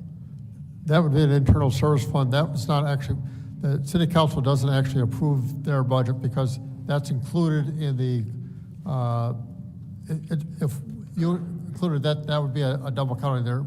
There's some very good reasons why that's not included, but I can get you their, the budget that we have internally for that. Yes, I would like that because I'm trying to find it and I don't see it. So is it under?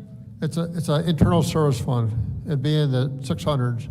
I think it's 631 if I remember right. 631? I don't think you have it there. So it's not No, in this it's not big one of the thing? funds. It's not one of the funds that the city council approves because in the budget that you have for all the other funds, they include the cost of that fund, the internal service funds. You'd be double counting if you had that. So where is it on here? You said under?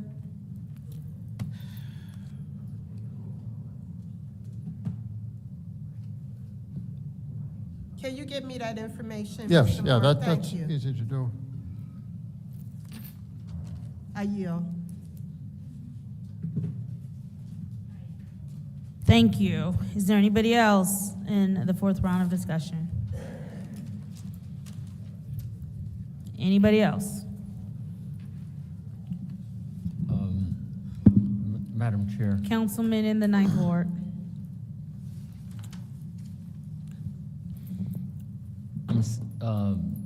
Mr. Moore, I'm looking at also the Attorney Department, line item 101-266.000-702.101. And this is another of those line items where in 25-26, there's an increase. And then in 26-27, there's a decrease. Again, what is happening in 25-26 that is requiring an increase where we believe it won't be necessary to fund at the same level in 26-27?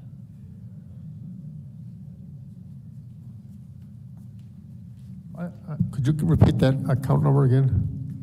101-266.000-702.010. That's wages. Right. Yes. And for the salaried employees, it was .020. And then along a similar theme, when I look at the health insurance premiums in that department, 101-266.000-718.010, I'm seeing a drop in the 25-26 budget of almost 25,000 and an increase back in 26-27 of 25,000. That one you can share? I'd have to look at that. There could be some valid reasons for that. There may be people that opt out of the health care. Request for information. What's your request? To the speaker. Oh, you are back. I just gave. Yeah. When we're looking at the drop, because we're in the attorney department, correct? And you're talking about the drop in 2025. Is it possible because in 2025 right now we currently don't have the staff that will use those wages, but then in 2026 they're projecting that there will be more attorneys to use those wages? I mean, use the insurance. Is that why there's the drop there? Because 2025 there is based off the current staff, and 2026 is based off the projected staff if new attorneys are hired? I can understand where that could be a theory, but that's what I'm trying to confirm also. Okay. That was as point of well. information. So when Mr. Jarrett, that was what was discussed during budget hearings, that's why that line item is like that. Okay, so was there then, what then caused the activity jump in 24-25 year to date that shows 37,102 to the original budget at 109,153? I'd have to look at the mix of employees for that, because if employees choose not to take the health insurance, we compensate for that, but we don't pay for the health care costs. I'd have to look at which employees it was, but that's the most likely cause. I'm listening but I'm not hearing you clearly. We may have employees that opt out of taking our health care plan. And if they do that, we compensate them for that, but we don't buy the health insurance for them because they've opted out. And that looks to me like the most likely reason for that. Okay. Okay. Thank you.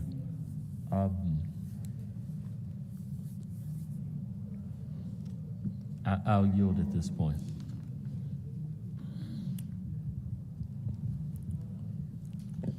Ms. Mashat, could you update me as to what round we're in and who's spoken? We're in round 4. 6th Ward, 5th Ward, and 9th Ward have all spoken. 659. 659. Okay. Is there any other discussion? Madam Go ahead. Chair. So I feel like we are trying to progress here. I don't know what's going to happen. But I'm just wondering, because I know last week we put a motion on the floor to do all things necessary to make sure that we get this budget passed. And I know that, and Mr. Edwards, Ms. Priestley, can we have Mr. Edwards come up? Mr. Edwards? And Mr. Edwards, can you correct me if I'm wrong, but we're at a crunch time as far as with layoff notices, they have to go out Monday on the 14th? The 16th. Is that the 16th? Yeah, they actually have to be in the physical hands of people on the 16th. So they have to be in the physical hands of people on the 16th. Yes. And we did make a motion to do all things necessary. So if it's possible that we can get these answers by Friday and we come back and have a meeting Friday so that we can try and get this taken care of so that people are not given layoff notices. That's kind of a question for my colleagues of if we can get some people here Friday so that we can do this so that on the 16th they're not. I have plans that cannot be changed. So that's 2 no's. That's 3 no's. 1, 2, 3, 4. Well, if everybody else can come, we should be okay. I don't know if I can come. I don't know. I have to check my schedule. I don't know. 'Cause I've got something. I mean, we can stay late or whatever. But yeah, we can get them. Who's got the floor now? Me. You do, Ms. Mashat. Is it Mr. Moore? Through chair to Yeah. Mr. Moore. Mr. Moore, is it possible, because there are quite a few questions that were asked tonight that we would need answers for tonight. Is it possible to get those answers tonight? Tonight? Correct. I doubt it, because there's some that I'm going to have to ask my staff for. I didn't hear what you said. I have some of the questions I'll have to ask my staff to research, and they're not here. If I can probably get them tomorrow, but I don't think I can get them tonight. Right, and everyone has already said that they can't come on Friday. We have Monday now where we have a crunch time of there has to be Tomorrow. letters in hand. If we recess, we could meet tomorrow. Through the chair, Yes. I will offer a couple of suggestions for you all to consider. Can you pause my time, though? Yeah, go ahead and pause their time. Can you put my time back up and then pause it? Go ahead. There are some in-depth questions that are before finance to be able to come back with. That's not going to be able to be brought back this evening. That just, he doesn't have his staff here. And I would recommend that you either put forth amendments, cuts to various departments, however you want to do that. There's also the option of the cuts that was recommended, and that would entail like a $2.5 million cut, and then you could take an additional $1.2 or $5 million out of your fund balance to balance the budget, or thirdly, you can adopt the 25-26 budget for fiscal year 26. So I think that if you all go through all the items that you're going through tonight with the questions that you need answered, we're not going to get past a budget, and it doesn't appear that anyone can meet on Friday, which forces administration to send out the layoff notices on Monday for the first set. Then there's a second set that has to go out by the 24th. So those are some of the options that you guys have so that you can decide something. So, Madam Attorney, if I hear you correctly, it sounds like option 3 is our best option of looking at these suggested cuts and then going from there. And just to the body in general, if we want to take a look at the suggested cuts, one thing I will say is I'm not cutting anything to the clerk's office. So we would probably have to look at finding money to and doing what she said of getting it from, where did you say get the 1 point something from? Fund balance. From the fund balance. And So what was the amount you said get from the fund balance? It would be approximately 1.5, I believe. We were able to make the cuts of 2.5, which included the vacant positions. It included the capital outlay. It included the $700,000 from the district court. Now, keep in mind, you can make amendments in the year, especially because there's additional revenue that's going to be coming in based on the document that Mr. Moore presented earlier during his special order. So you will right size because there's additional revenue that is here. So even if we moved the 1 point, you said 5, right? 1.5? So approximately.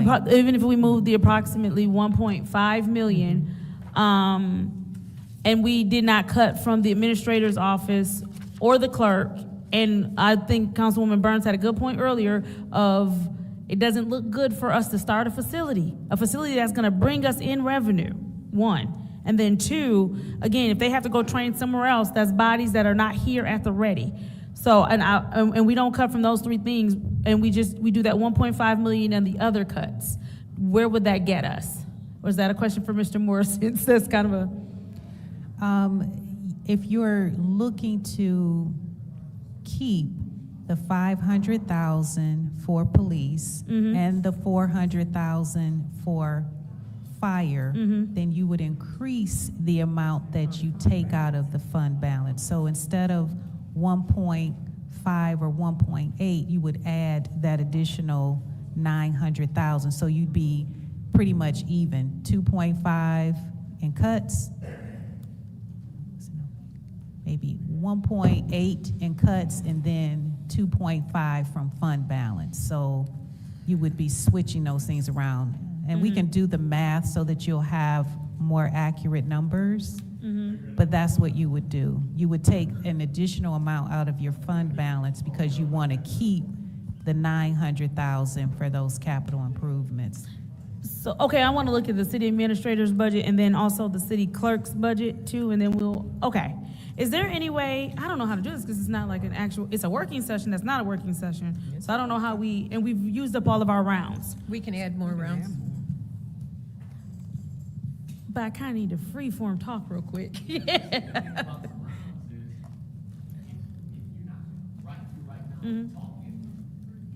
Yeah. Is it possible for us, as long as the dialogue stays respectful, to just kind of free-form talk this out real quick? You got to make a motion. I don't know how to say what I'm trying to say. Oh, I don't never want to suspend no rules. I'm never suspending the rules. Ask Joanne how to do that. Yeah, she's talking. I'll ask her how we do that though, because. Does anybody have their paper of what the suggested cuts were? Right in front of me. Can I? I'm gonna take a look at that real quick. It's on my computer. Oh, I guess I do have my laptop, huh?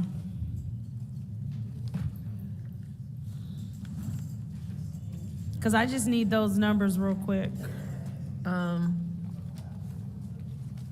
I don't have it printed off in my hand.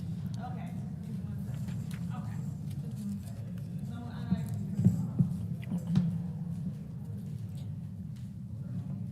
5-minute recess without objection.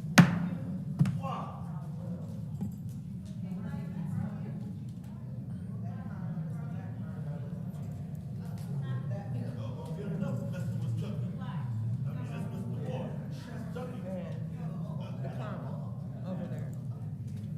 And she's going to have a secret meeting with him on how they can continue to take the money from the people. And I'm trying to, I already did that, and I'm trying to figure out how the opium problem is just calling 911. But we got hella, Narcan things all over the city. So for you to be talking about, you just respond, what are you responding to? I know they don't come to a child being held hostage, so we know they're not coming to an overdose. They don't even come. Coochie Land got shot up 9,000 times. The police watched it. The police was watching it from the laundromat across the street. I push it not. Whoa.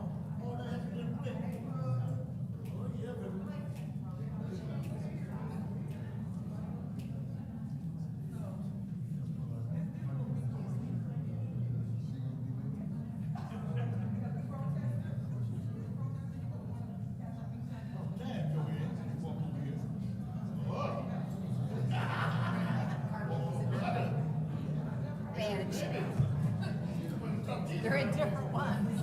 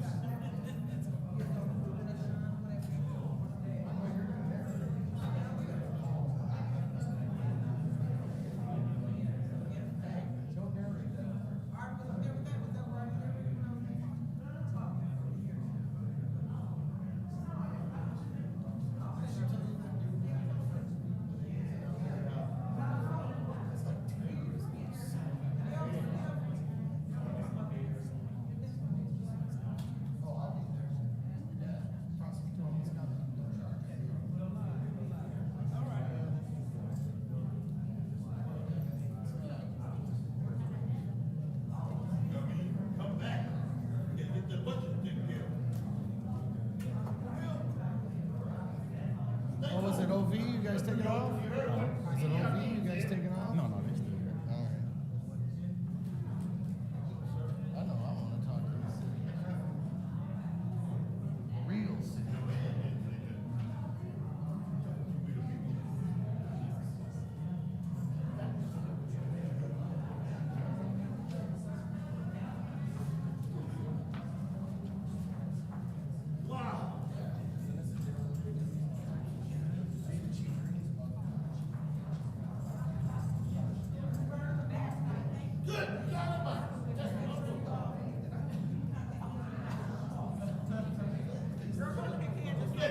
She looked like a bad body built bitch.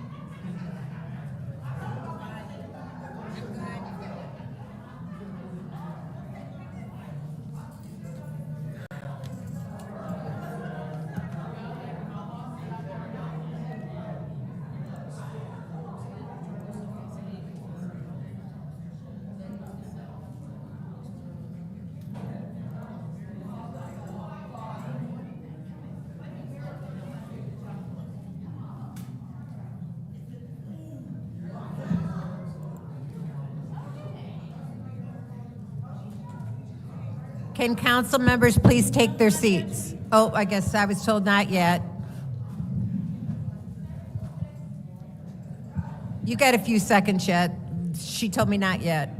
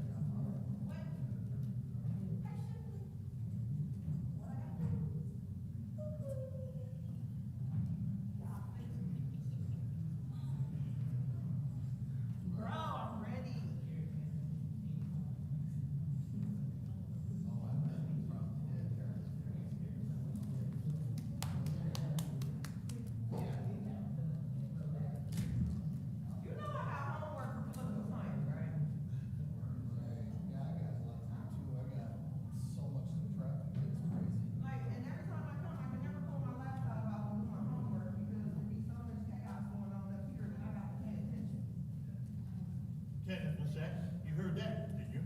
I'm trying to get an education and I can't. Because I have to sit up here and watch the topics, make sure that everything goes the way it needs to. Yeah, Candace. What's that? Southern Ward. Dude, I'm your dude? Yes, ma'am.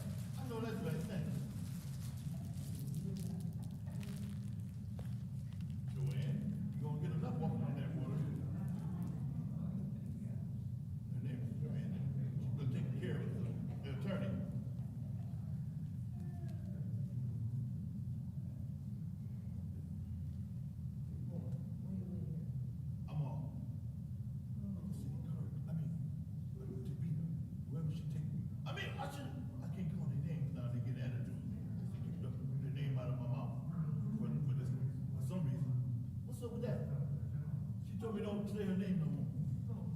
Seven board. You know who seven board is?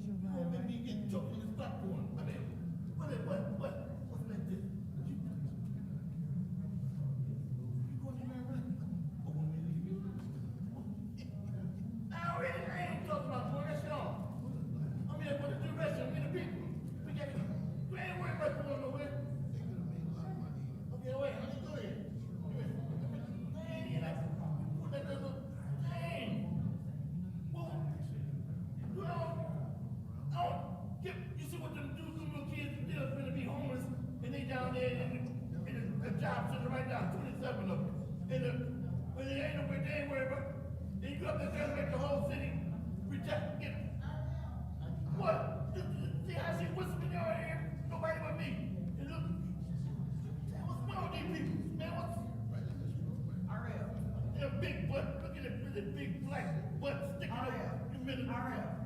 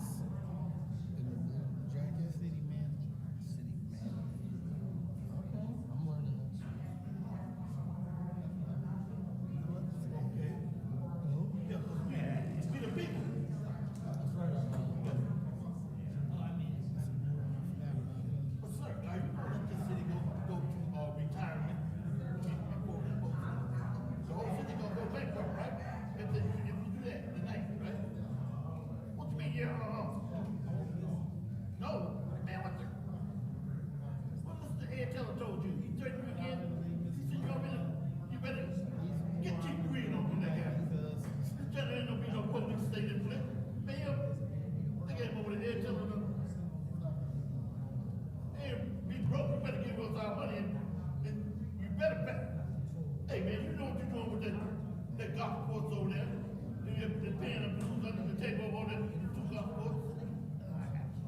I know, they don't want you to know. And you up there going along with the flow, talking about et cetera, et cetera, et cetera. That word, yellow for the G.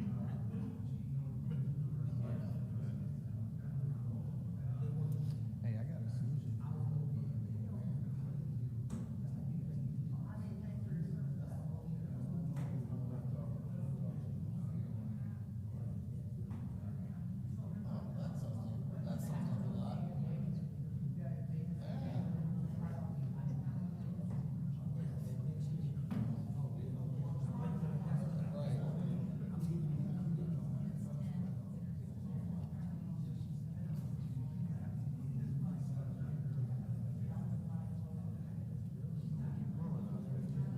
So I don't know what the hell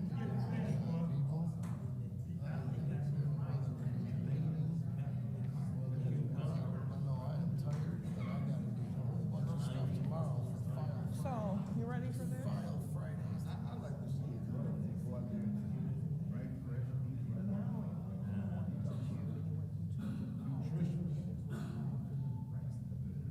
Mandatory 5 hours for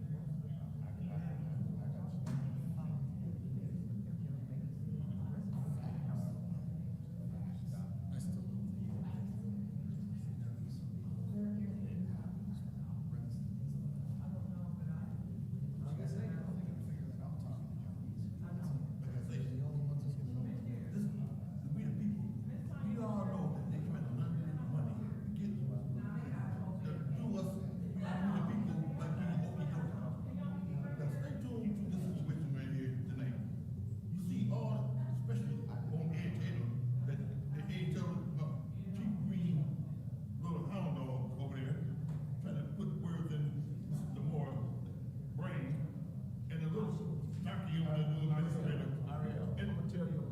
Oh my God! You see all them telling I thought every man got a mind on his own. The dude, the dude retired and he can talk. He can come up with all kind of plans, but he don't know how to get rid of the opioid money and using them in the kids overdosing every day, and he get implants and he's still trying to talk big stuff to we the people. Now what you think about that, America? I remember Jack Lynch report.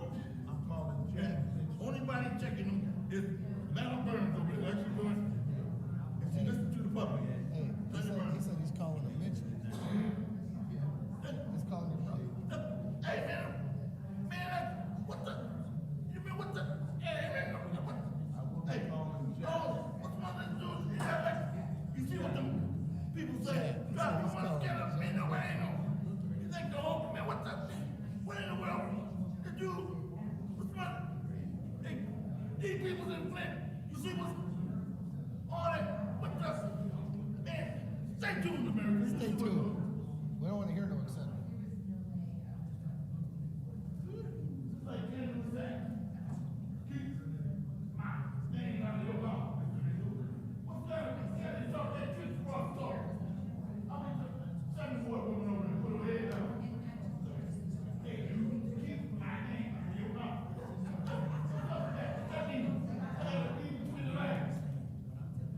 All this stuff, they got tied in, curious, clear.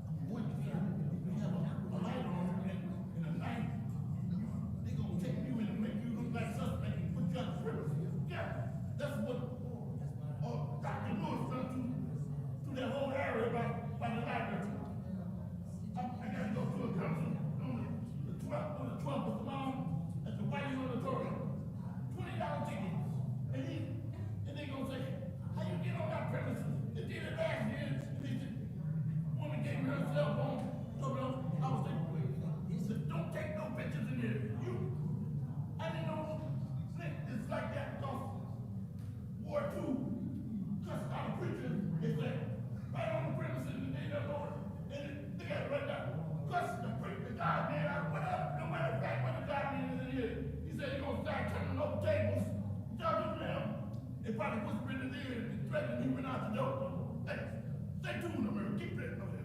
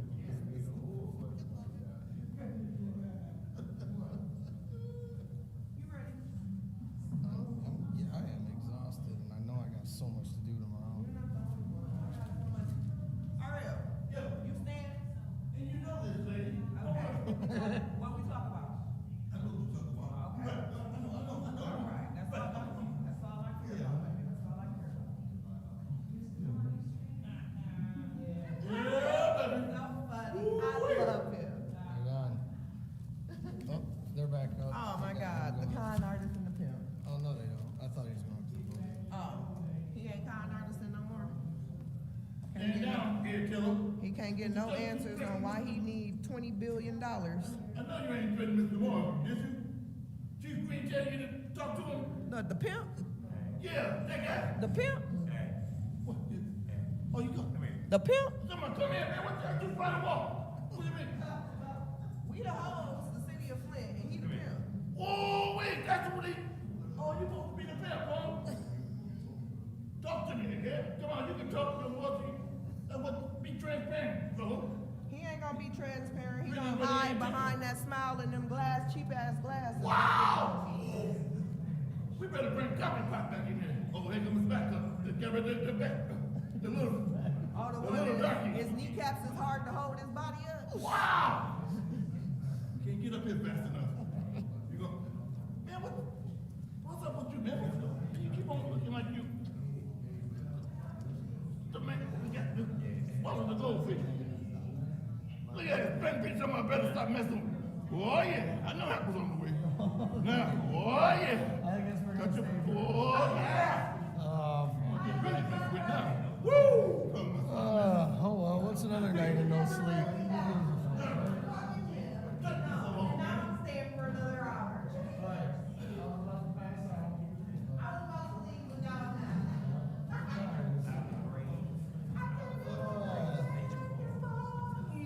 I got all day tomorrow. I can sleep in too. I don't gotta be up for court earlier, no bullshit. So, whatever, I guess we're Trying to get a 2-hour turn ahead. we're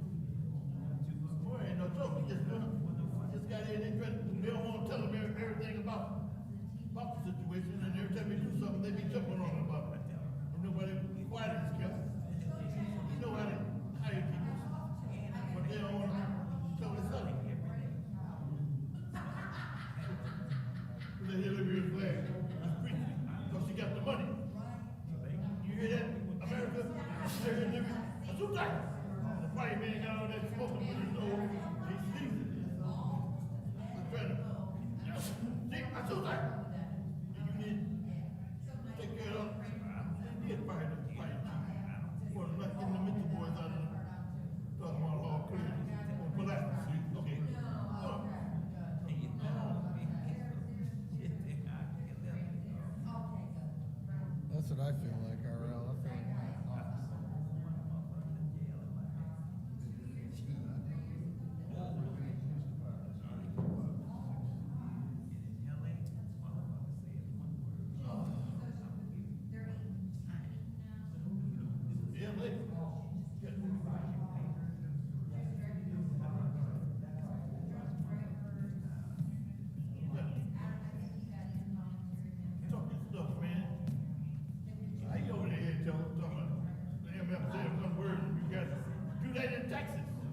They got the death penalty over there, sir. Do you know about that? That's why you come out. You're the real cowboys. They still ain't it. This is Chuck, yo. You're still over there talking that stuff. That's why you don't get picked. You probably want to hang him down. They come over here, come across the bounty line, they're gonna get you. What dog? He's still on the case. They gonna send a bounty gun over here, sir. You still waiting for the police department. You corrupt the whole police department. What's his name? Chief Green, you think y'all getting away with it? They'll send y'all back to Texas. Yeah. Jack been there. Niggas getting on the phone call. Look back to the what? Wild West. And the West is gonna make a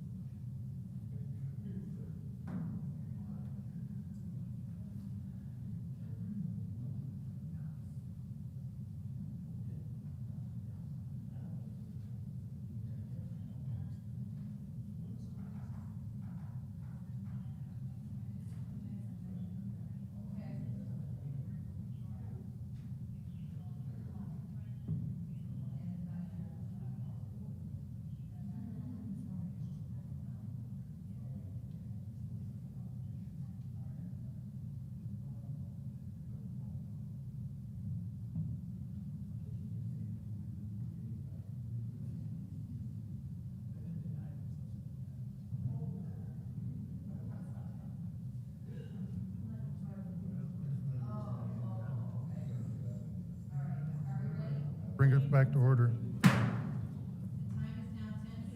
And I hereby call this meeting back to order. Roll call, Madam Clerk.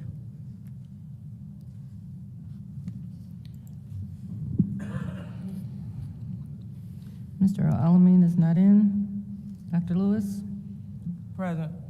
Ms. Priestley? Present. Ms. Winfrey Carter? Present. Ms. Burns? Present. Ms. Mashat? Mr. Pfeiffer? Present. Mr. Jarrett? Present. You have 7 members present. We have 7 members present. Mr. Pfeiffer, do you want the floor Yep. for the fourth round? Madam Chair, I'm going to make a motion that we adopt fiscal year 24-25 budget for fiscal year 25-26 with the authority for administration to pay the required increases for all collective bargaining units and for employee wages, pension, and fringe benefits, and to adopt the proposed fiscal year 25-26 budget for all special revenue, debt service, capital improvement, and water funds, and I so move. There's a motion made to adopt the fiscal year 24-25 budget for fiscal year 25-26 with the authority for administration to pay required increases for all collective bargaining units and for employee wages, pension costs, and fringe benefits, and to adopt the proposed fiscal year 2026 budget for all of special revenue, debt service, capital improvement, and the water funds. Is there support? Support, Madam It's Chair. supported by the councilwoman in the 5th ward. Is there any discussion? Any discussion? Yes. Go ahead. I just want, thank you. I just want it for the record, for it to go on record of what this means, because I know we still have people that are watching from home and there's still a couple people here. So if we could, have the city attorney explain exactly what we are doing here. So what you're doing is preventing a complete shutdown of city services and layoffs to approximately 550 employees by adopting the fiscal year 24-25 budget for fiscal year 25-26. And it includes the increases that was named in the motion for collective bargaining units and for employee wages, pension costs, fringe benefits, and for your special service funds. Thank you. I yield. Is there any other discussion in the first round? Yes, real quick. Go ahead, Mr. Pfeiffer. Through you to Madam Attorney. Madam Attorney, do I need to make an amendment? I was just thinking of this, that as soon as those dollar values are determined, that City Council be notified? What dollar values? Because we're adopting the fiscal year budget, but when the dollar value comes in of the new wage dollars, that we be notified. Does that make sense, Mr. Moore? And I don't know necessarily I have to make understand, an but amendment. I understand. Well, I'll have to talk to Mr. Smith, but it sounds doable. Okay, just let us know that, okay, even though we're hopefully going to approve this tonight, but if we go over on a line item for wages, fringes, this body be notified as soon as that dollar value is determined. Right. Is that a reasonable? Yes, I think it's doable. We can do that. Okay, thank you. Then I yield. Any other discussion in the first round? Madam Chair, Go ahead. really quick, so we're doing the revised amendment to okay, do we have to put in there, with authority for the administration, does it need to say with council approval to pay required increases? No, that's the purpose of adopting this language. Okay. Yep. All right, thank you. Do you yield?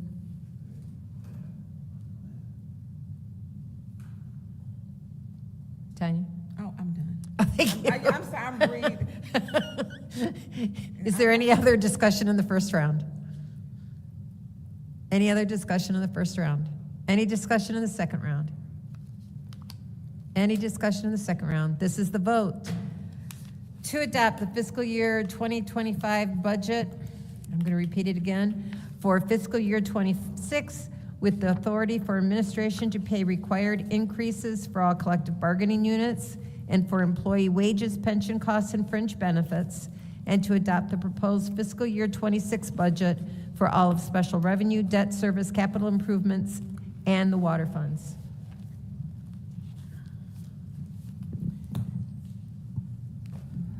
Ms. Winfrey Carter? Yes. Ms. Burns? Yes. Ms. Mashat? Yes. Mr. Pfeiffer? Yes. Mr. Jarrett? Yes. Mr. Alamin is not in. Dr. Lewis? Yes. Ms. Priestley? Yes. Vote is 7 yes, 0 no. The vote is 7 yes, 0 no. Motion to adjourn. Is there support? Motion to adjourn by the councilman in the 8th ward, supported by the councilwoman in the 7th ward. This is the roll call vote. Ms. Burns? Yes. Ms. Mashat? Yes. Mr. Pfeiffer? Yes. Mr. Jarrett? Yes. Mr. Alamin is not in. Dr. Lewis? Yes. Ms. Priestley? Yes. Ms. Winfrey Carter? Yes. Vote is 7 yes, 0 no. The vote is 7 yes, 0 no. This meeting is adjourned at 10:23. Hey, get on red lights.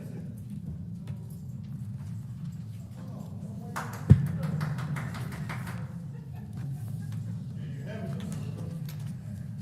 It was officially made a college town through the voting of the chair.